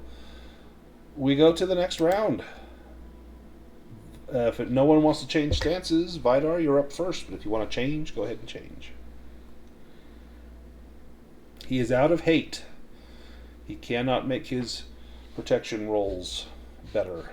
Or do his poison dust. Oh, and then of course you nail him. I think I've rolled like 3 in a row, or at least this fight. That's crazy. And he's wounded. So awesome. Nice. That's 2 wounds. 1 more and he is down. Unbelievable. This might end right here because he doesn't have a hate to help him with this next part. Frór. Oh, and everyone gains 1 endurance point. And Frór, you are up.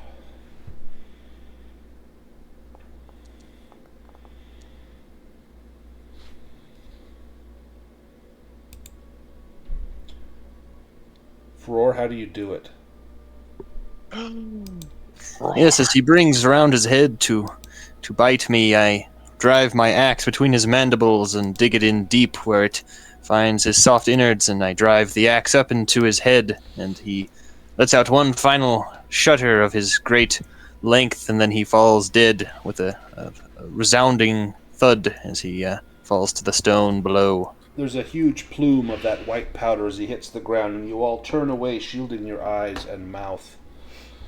He twitches and thrashes in that powder, the remnants of his dead skin and leavings that have been accumulating over the decades, before finally he goes still.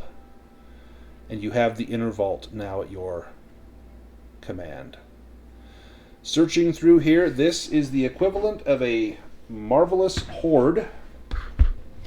We're going to roll on the marvelous hoard table. That is, let me have Frór. Let's see, who's our treasure hunters? We've got Frór, Fatimer, Craic. and Craic. Let me have Craic. Why don't you roll 3 6-sided dice for us? 3 6-sided dice. So you can do it /R space 1d6. Yep, just like that. So we find basically 6 bags of treasure each, as much as we could carry. Let me have Frór roll the feat die 6 times. So /R space 6df as in feet. And you want Gandalf runes and Eyes of Sauron. And we got none. There are no magic items. But there is, we find one by default, a magic item. Let me grab it. Actually, we find a couple of things in here.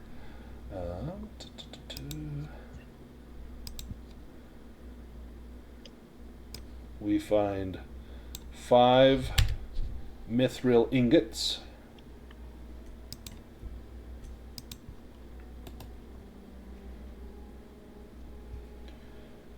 And we find a dwarven a ring called the Herald's Ring of Friendship. This was made for the dwarves by the elves.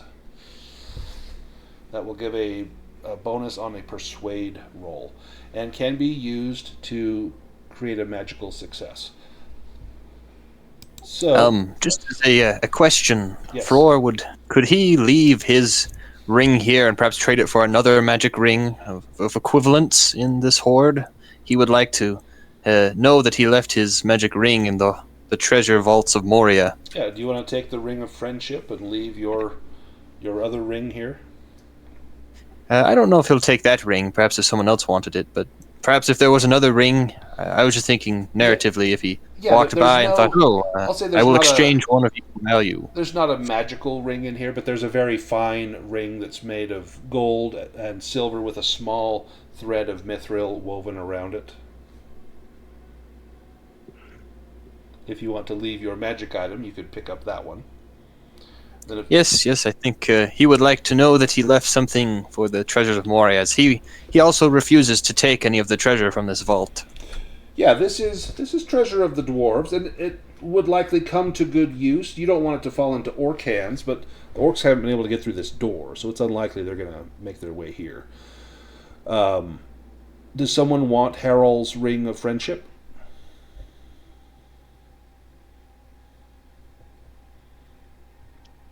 And I'm you, holding out for an axe or something. and you could take a mithril ingot if you like.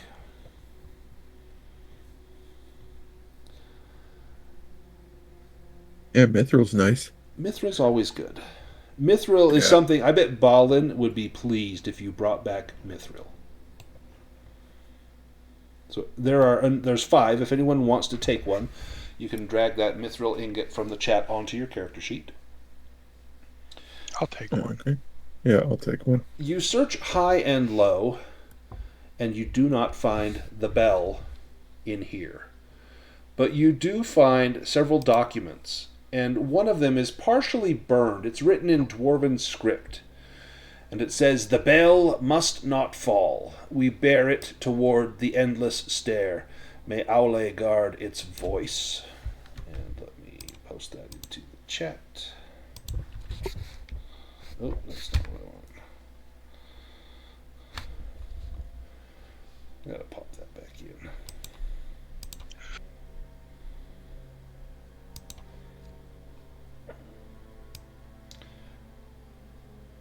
So the bell is not here, but it sounds like it is near the endless stair.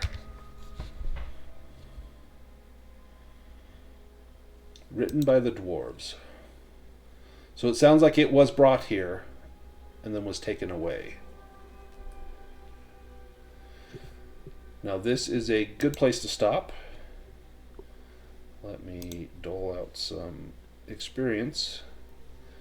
For the awesomeness in battles, I'm going to give everybody an extra skill point and an extra adventure point. Oh, nice. Did nobody want that ring? No. You're welcome to it if you like, Craic. Frór just Yeah. took it. You can have it if you like. Yeah, I'll take it if nobody else wants it. I just don't really have a persuade skill. That's why I wasn't going for it. But I don't think anybody does, do they? But I mean, you can get a I it magical could still success be. with it now. Yeah, I could still One get a point. magical success with it.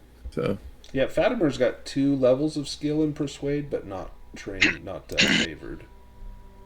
I don't often use persuade though. Yeah. How do you delete it? I took it just as his replacement ring, but I can how do you that get for it? you? So with the One Ring, the system, you use the Alt button. So you hold down Alt and then click on the little trash can, and that will delete it. Alt click. But we can also change it so that it's not Harold's Ring of Friendship. We can go to Edit Item, and why don't we do that? Let's just call it Dwarven Ring.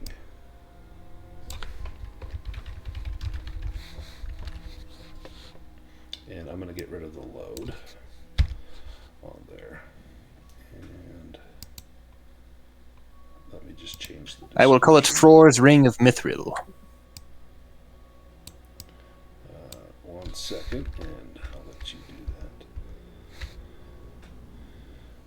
This gold ring. Oh, darn it. Okay, hang on. You edited while I was editing. 1 second. This gold ring of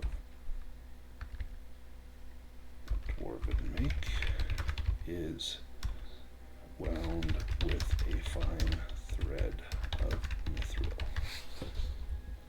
And What is Craig's healing? 3, but I also have a check mark proficiency or whatever. Do you want to take the Kellenhar's War Priest Heartstone that I have? I thought it was good, the idea that we had 2 healers in case, I got okay. killed or something. Okay. yeah, not a bad idea. If something were to happen, you get separated, or someone's dying and you can't reach them. We can do some healing rolls. So we had 2 people get wounded. So Thranin, you took a wound, and so did Craic, and so We could heal each other. You can heal each other Yeah. to reduce the time, the wounding time. So maybe Thranin, if you want to make a roll on Craic, he's only wounded for 2 days. So if you can get 2 successes, his wound will go away. Oh, nice. Do we still have that that not weary effect from the song? I'm going to say yes, which would have made that a success. That would have been a 17. Oh, okay. And actually, you got an extra 6, so that would have been 2. So that would have been 12, 13, 14, 15, 16. Yeah, 17 with 2. So that's going to remove the wound from Craic. So where was his wound, and how did you heal him?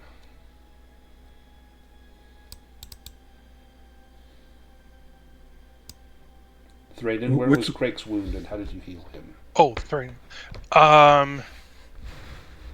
Upper arm. Nice. Huge gash. Going to leave a great scar. Did you pluck one of your long beard hairs and use that to stitch it up? Yes, I did. It's going to get infected now, but that's fine. And Craic, can you try to heal Thranin? He has a wound that will last 7 days. Oh dear. Oh, I hope that. yeah, Oh, that's there a we go. success. You take 1 day off of that, so excellent. And I stuff his wound full of this thistlebeard herbs, kind of like how Aragorn stuffed Frodo's wound with that herbs. Now he smells like oregano. Yeah. And I figure we traveled for about a day, so that puts Fatimer at 6 days and Thranin at 6 days to recover from the wounds. This chamber itself is not a good place to rest, but you could go, elsewhere, like behind the main doors, and likely be okay. But you don't want to rest here because the air is slightly poisonous and toxic. But the bell is not here. It has gone towards the endless stair. We learned from Imri tonight something that he said he thought it was near the endless stair as well, but it was down lower. So we need to descend towards the endless stair and see if we can find the bell. there is another place nearby there that you may know of, the Armory of the Dwarves, and it is likely that if the dwarves were to protect the bell, if they did not keep it in the vault that they thought might be looted, they would send it to the Armory, where it would be well defended. So we may check the Armory along the way, and if it's not there, we continue the search. But that is for another time. Any questions before we sign off for the night? Nope. Awesome. That was fun. Two tough battles, and I was so excited when I first started putting the campaign together for this fight with Angolath, because this is like one of the toughest things you'll fight in here. In the book, the Balrog's number one, if you heaven forbid you ever have to fight that. But this, and then there's the Watcher in the water that's over by the Western Gate. These are the two tough ones. And so, and you handled it pretty well. I mean, we had one person go unconscious, and a few other people get wounded, but it could have gone a lot worse. So, fantastic. I think we meet in 2 weeks' time, and then I figure we probably have 2 sessions left, and I think we'll finish this. So we're really close. So maybe we do a fellowship phase at the start of next session. This would be a safe place, and that way we can recover a little bit of hope, as well as maybe spend some experience points, because we're nearing the end. So let me stop the video. I'll get this uploaded, and I'll see you all, some of you tomorrow and Sunday, and then I'll see everyone at least in 2 weeks.